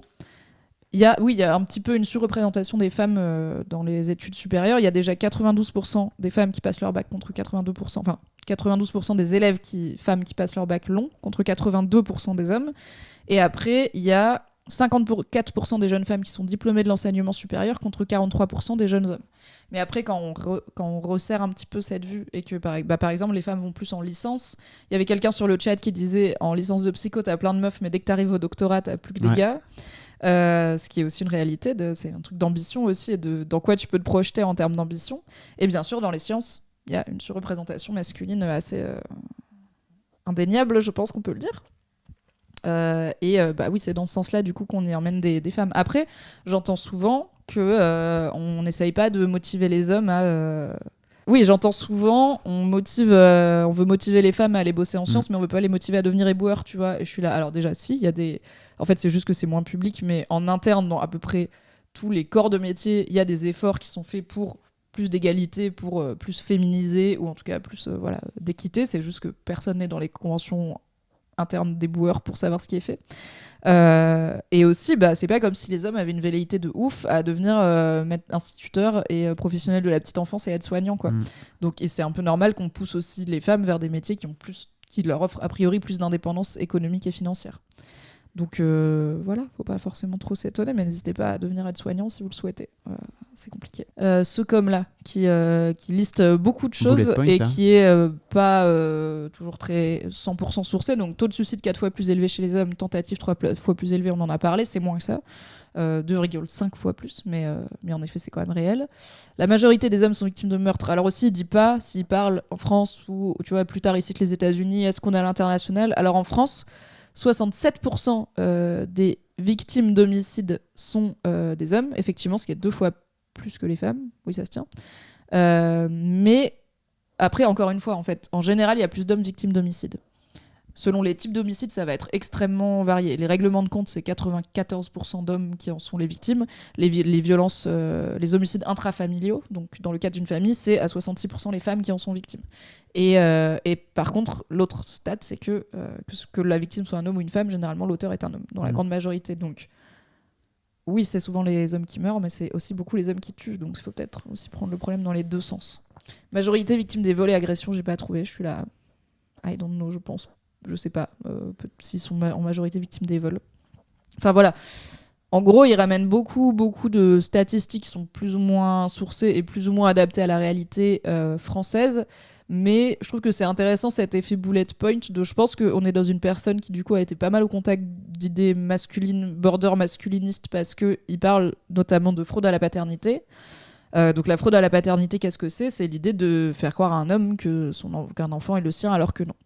Et là, alors il dit c'est même pas reconnu par l'État. Je sais pas ce qu'il veut pour ça, mais en gros dans les idées masculinistes, il y a souvent ce truc de les hommes n'ont pas le droit sur leurs enfants, ils n'ont pas le droit, ils n'ont pas d'agentivité sur leur capacité à se reproduire. Et une fois que la meuf est en cloque, c'est elle qui décide. Si elle veut le garder, elle va le garder. Si elle veut avorter, elle va avorter. Si elle veut l'accoucher, elle va l'accoucher. Et si elle veut que tu t'en occupes, tu vas t'en occuper. Je suis là. Alors déjà, dans les faits, peu. Oui. Même les hommes qui veulent des enfants s'en occupent peu. Mais aussi, alors ce qui se passe, c'est qu'en France, ce qui est encadré, c'est pas la fraude à la paternité, c'est les tests ADN sont extrêmement encadrés, peu importe sur quoi ils sont faits. Et les tests de paternité, ça peut être fait que sur l'ordre d'un juge pour régler un problème légal. Mais un problème de filiation, est-ce que cet enfant est le mien ? C'est un problème légal parce que ça pose plein de questions de c'est quoi son état civil, c'est quoi mes responsabilités envers lui, est-ce que si je décède, il aura des choses, etc. Mais il me semble que la loi française à ce niveau-là est toujours construite autour du bien-être de l'enfant en premier lieu et pas de on va léser qui. Donc en fait cet enfant il a été fait à deux et je pense que aussi il y a un truc de faut pas partir du principe que la meuf le savait que c'était pas le bon père, tu vois, il y a ça, enfin que c'était pas la bonne personne le père, il y a ça aussi. Et en fait si cet enfant il est là, bah oui, le fait que une personne lui donne une pension alimentaire, ce qui en plus dans les faits est rarement fait, ou en tout cas rarement puni quand ça n'est pas fait, la logique c'est le bien-être de l'enfant. Donc je suis là, c'est quoi l'alternative ? C'est que s'il y a un enfant qui est là et que tu fais un test qui dit que c'est pas le tien, tu peux t'en dessaisir totalement. Il me semble que justement ce que la loi elle dit, c'est une fois qu'il est là, c'est une responsabilité collective, y compris de toi qui... J'ai interviewé un mec, avec sa mère, quoi. j'ai interviewé un mec qui s'est retrouvé dans cette situation-là et effectivement c'était déjà c'est une situation dans laquelle sa femme, enfin en tout cas sa compagne l'a mis sciemment, c'est-à-dire qu'elle le savait pertinemment. Elle a attendu 1 an et demi avant de lui dire. Et en fait, globalement, aujourd'hui, il s'est retrouvé... Parce qu'en fait, la mère a décidé de juste sortir ce mec de la vie de son enfant. Et il se retrouve un peu face à... en gros, il y a eu le test de paternité et je m'en doutais qu'il n'était pas de moi. Et une fois que ça s'est fait, globalement, il a plus beaucoup de... Enfin, il a plus de main dessus, quoi. Tu vois, et c'est ce qu'il racontait un petit peu, c'est ce qu'il venait dire. Il venait dire, mais en fait, je comprends très bien le système, mais c'est juste, moi, aujourd'hui, là, je me retrouve dans un système où mon fils que j'ai éduqué, dont je me suis occupé... Je me souviens, et tout, les gens sur le chat disent oui, terrible cet épisode, et je me souviens qu'on en avait parlé. C'était dur pour ce mec qui s'est retrouvé... de ce fait-là, un peu dépossédé de son fils, qui a aujourd'hui beaucoup de mal à se dire qu'il va faire un nouvel enfant parce que il y a un peu un aspect traumatique pour lui. Et effectivement, c'est pas la majorité, quoi, tu vois, mais c'est toujours pareil. Le macro, le micro, une fois que tu reviens dans l'individu... c'est plus une question de... J'ai du mal à imaginer ce que la loi, à ce moment-là, pourrait faire de différent, tu vois, La loi va pas obliger la meuf à laisser ce gars avoir un enfant qui n'est pas légalement le sien, mais qu'il a reconnu quand même. Donc... il l'a reconnu, il s'en est occupé. Il s'en est occupé. Il y a Clara qui dit qu'il a eu un droit de visite quand même. Donc la loi a quand même dit ok, t'as une place dans la vie de cet enfant, même si j'entends que c'est pas la panacée. Il a eu un droit de visite, mais globalement, ce qu'il avait l'air de dire, c'est que petit à petit, sans doute, il allait le voir de moins en moins, parce qu'en fait, c'est de plus en plus compliqué de nourrir le lien, alors que globalement, sa mère lui répond qu'en fait, il n'est pas son père, quoi, tu vois, et qu'il s'en est occupé que pendant 1 an et demi. Donc le gamin, oui, mais là, du coup, c'est un problème interpersonnel, j'ai envie de dire, tu vois, c'est compliqué. Enfin voilà, je suis pas sûre de ce que la loi pourrait faire de différent dans ce cas-là, parce que je vois mal la loi obliger. En fait, on a plutôt souvent l'inverse, tu vois, des pères qui sont censés avoir une relation avec leur enfant et qui ne le font pas. Donc c'est vrai que c'est plus rare d'avoir l'exemple inverse. Et là, on est dans un cas très particulier, tu vois, de la personne, elle a fait semblant, la mère, pendant 1 an et demi et tout. Enfin, on est quand même sur un truc, je pense, qui, j'espère, statistiquement est peu courant. Oui. Donc, mais tu vois, si tu présentes juste, le mec dit la fraude à la paternité n'est pas reconnue par l'État. D'ailleurs, tu n'en avais jamais entendu parler. Je suis un peu en mode, on est un peu sur des éléments de langage. Et tu vois, d'ailleurs, lecteur, je suis plus ou moins certain que tu ne connaissais même pas le terme et tout. Je suis là, ok, peut-être que lui-même s'est fait alpaguer un peu par ce genre de... copier-coller en plus. Ouais, par ce genre de discours. Après, en vrai, la liste, je peux te la... Alors, il dit certains hommes sont les plus riches, mais les plus pauvres de la Terre sont des hommes. Je suis aussi en mode, ça pour le coup, c'est statistiquement faux. Dans les pays pauvres, les personnes les plus pauvres, généralement, c'est les femmes qui, en fait, quand il n'y a pas assez de travail ou de nourriture pour tout le monde, qui passe à la trappe, généralement, c'est les meufs. Donc, peut-être qu'il y a plus d'hommes que de femmes qui sont payés $1 par jour, mais il y a plus de femmes qui sont payées $0, je pense. Vous vérifierez chez vous. Pareil, peu voire pas de centre d'accueil pour hommes pour violence ou misère sociale familiale. Alors, c'est pas les mêmes choses, tu vois, violence et misère sociale ou familiale. Effectivement, il n'y a pas de structure pour accueillir les hommes victimes de violences conjugales. Je pense qu'on est sur... Pour le coup, j'espère que dans 10 ans, on a de nouveau cette discussion et il y a un peu plus de structure et d'écoute parce qu'on prend conscience aussi sociétalement de à quel point ça existe. Là, je pense qu'il n'y a pas de structure parce qu'il n'y a pas de besoin identifié. Et que, et en fait, il y a eu une association SOS Hommes Battus qui a fini par se dissoudre parce qu'elle n'avait pas de sous et de visibilité et tout. Alors, l'œuf ou la poule, mais... Je pense pas que c'est une décision politique de ne pas ouvrir de foyer pour des hommes battus. Je pense que ce serait compliqué de recevoir des hommes dedans, même s'ils existaient, quoi. Pour l'instant, mais encore une fois, on y travaille, quoi. Ouais, tu vois, c'est... Ouais. Là, on est dans un discours quasi masculin, par exemple, qui dit le taux de célibat et de rapport sexuel, il y a un gouffre entre la vie sexuelle d'une femme moyenne et de l'homme moyen, ce qui amène des carences affectives et une baisse d'estime de soi. Alors déjà, on est sur, encore une fois, peu de stats. Il y a un gouffre, source Reddit. Et c'est une idée très courante de, en gros, une femme qui veut avoir du sexe, elle va n'importe où, elle parle à 10 gars, elle va en trouver un qui veut bien la soulever, tu vois. Mais ça, alors qu'un mec, il parle à 10 meufs, il va à minima se faire rejeter, maxima se faire arrêter. Et en fait, ça prend pas du tout en compte la qualité de cette interaction sexuelle déjà et le plaisir qu'on peut y prendre et le danger que ça représente pour une meuf d'aller voir 10 mecs en leur proposant de la soulever. Généralement, c'est comme ça qu'on décède. Bien sûr. Donc en fait, encore une fois, les chiffres sont pas faux. La situation qui est présentée n'est pas fausse, mais il n'y a pas de réflexion plus longue sur c'est quoi les mécanismes derrière et c'est quoi les conséquences. Genre, ok, tirons la réflexion. Oui, une femme peut aller voir 10 mecs et en trouver un pour la soulever, mais à quoi il va ressembler ce rapport sexuel? Et oui, un mec peut pas faire ça avec 10 meufs, mais parce que les meufs, elles vivent ça, et qu'un mec, en fait, il va trouver des rapports sexuels d'autres façons. Enfin, je dis pas qu'il n'y a pas de mal-être qui peut être lié à la solitude et à la carence affective, comme il dit, et dans la sexualité et la tendresse et l'amour, il y a aussi un besoin primaire d'être aimé et de recevoir de l'affection. Mais c'est pas forcément aussi genré que ça, quoi. Tu vois, c'est toujours à l'homme de porter les trucs lourds ou de faire les trucs dangereux au travail malgré les avancées sur l'égalité. Je suis là, on passe vite de il y a 4 fois plus de suicides à c'est moi qui porte les cartons, tu vois. Je suis là, ouais, bon.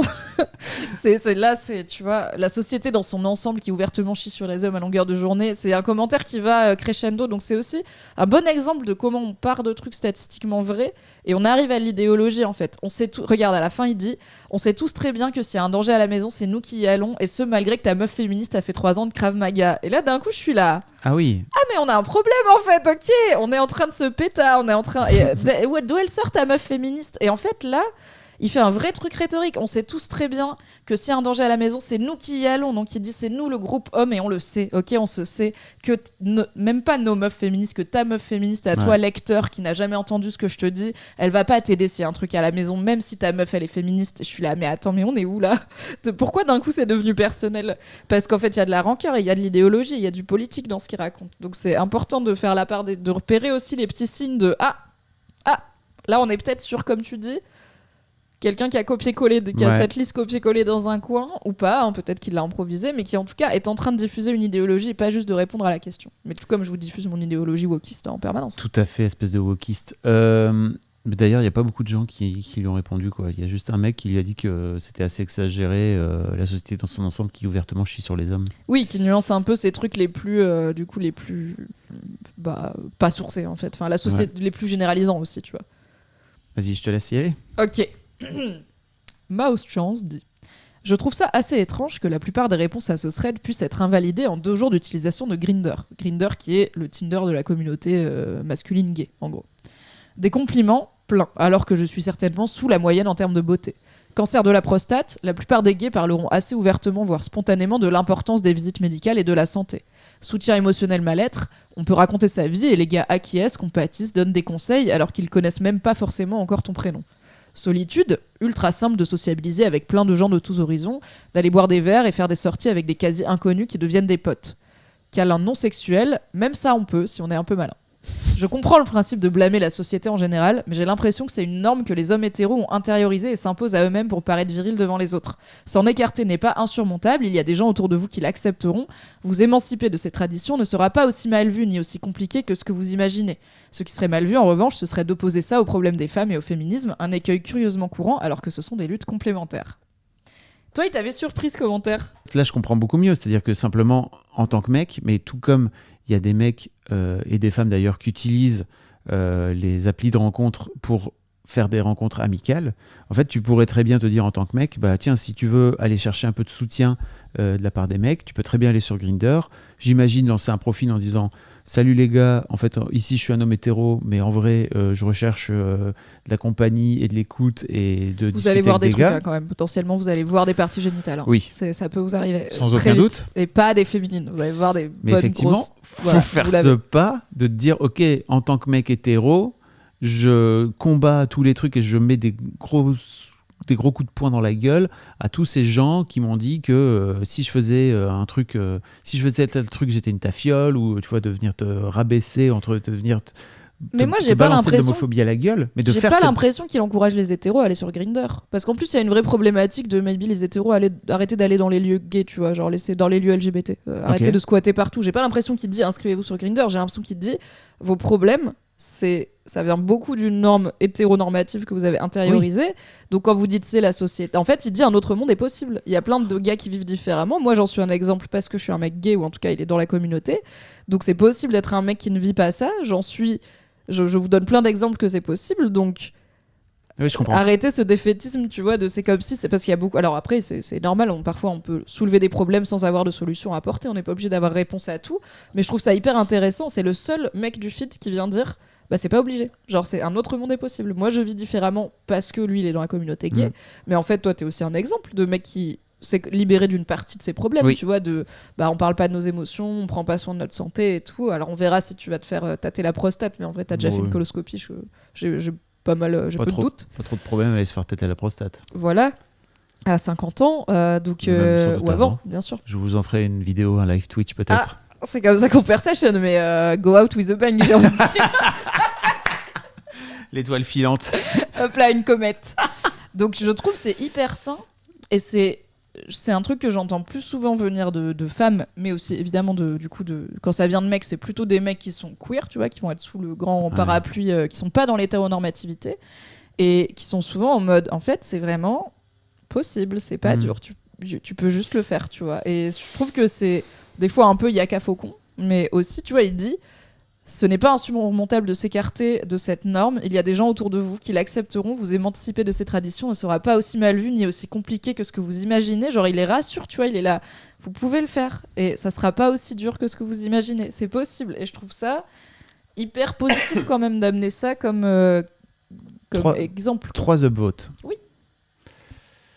Bah après, si tous les mecs hétéros l'ont compris comme moi j'ai pas envie d'aller m'inscrire sur Grindr, le commentaire est peut-être un peu, tu vois, il commence un peu provoque en parlant de Grindr et tout, mais il y a aussi des gens qui aiment bien râler et qui aiment pas se sortir les doigts, c'est aussi une réalité, tu vois. Et puis on est sur Reddit et sur internet, on va plus râler que trouver des solutions. Tu vois, je trouve que c'est vachement confortant quelque part pour des mecs de se dire bon bah ok en fait voilà la société elle est pas juste avec moi, ouin c'est compliqué, plutôt que de se dire ok donc en fait va falloir que j'aille affronter le patriarcat, il va falloir que j'aille me foutre à poil, enfin moi de faire ce chemin là, on va dire déjà depuis 6 ans en thérapie, alors avant ça avec Mademoiselle et tout, tu vois, déjà de partir du principe que tu vas contre tes potes, parce que moi quand je lance Mademoiselle, crois-moi, le gars il a 28 ans, il lance une boîte, il fait un magazine féminin, j'ai quand même des potes qui ont fait mais qu'est-ce que tu fais quoi, et puis après de te dire 6 ans de thérapie, le gay que tard de Schrödinger, soit il fait ça parce qu'il est gay, soit il fait ça pour sauter des meufs, c'est l'un ou l'autre. Exact, bah oui, et puis, ça peut pas juste être parce que ça t'intéresse quoi.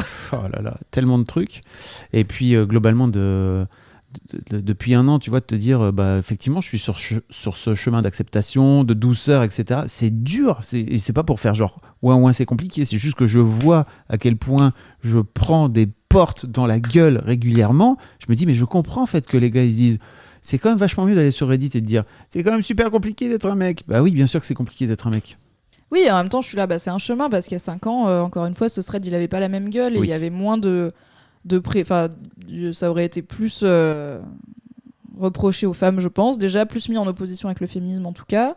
Et il y aurait eu encore moins de oui mais regarde il y a ci, il y a ça, oui mais moi tu vois je fais différemment et tout. Donc c'est aussi, en fait c'est un premier pas de dire des fois on est traité de façon injuste par la société. Parce qu'en plus il y a quand même beaucoup de on se plaint pas dans la virilité, tu vois, de serre les dents et suck it up. Donc c'est déjà une étape, la prise de conscience de ce qu'on vit est une étape nécessaire à changer les choses, tu vois. Donc là, il y a un gars qui a 3 upvotes qui dit un autre monde est possible. Peut-être dans l'année prochaine, il y aura 2 gars avec 6 upvotes, etc. Tu vois. Et puis là, on en parle, on diffuse aussi ces... Oui. Il faut aussi dire que je crois qu'il y a un vrai chemin pour les femmes à faire sur l'acceptation de ces mecs qui sont prêts à s'ouvrir. On en parlait un peu tout à l'heure. Oui. Et c'est que c'est dur pour les femmes d'avoir des mecs qui s'ouvrent émotionnellement sans venir se dire « Ok, en fait, c'est pas un vrai bonhomme. » Et je te dis ça parce que moi, j'ai daté des meufs. Et je crois que j'étais un poil trop ouvert émotionnellement par rapport à ce qu'elle s'attendait d'un mec. Alors, autour le de potard 35... va de 0 à 100 très vite. Hein.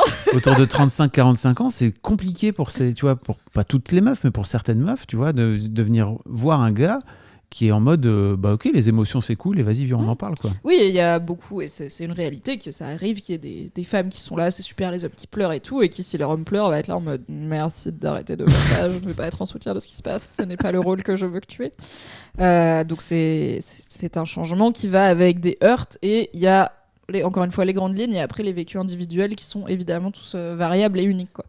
Mais je trouvais ça intéressant de revenir avec toi un peu sur ce thread, de voir les problèmes principaux qui sortent.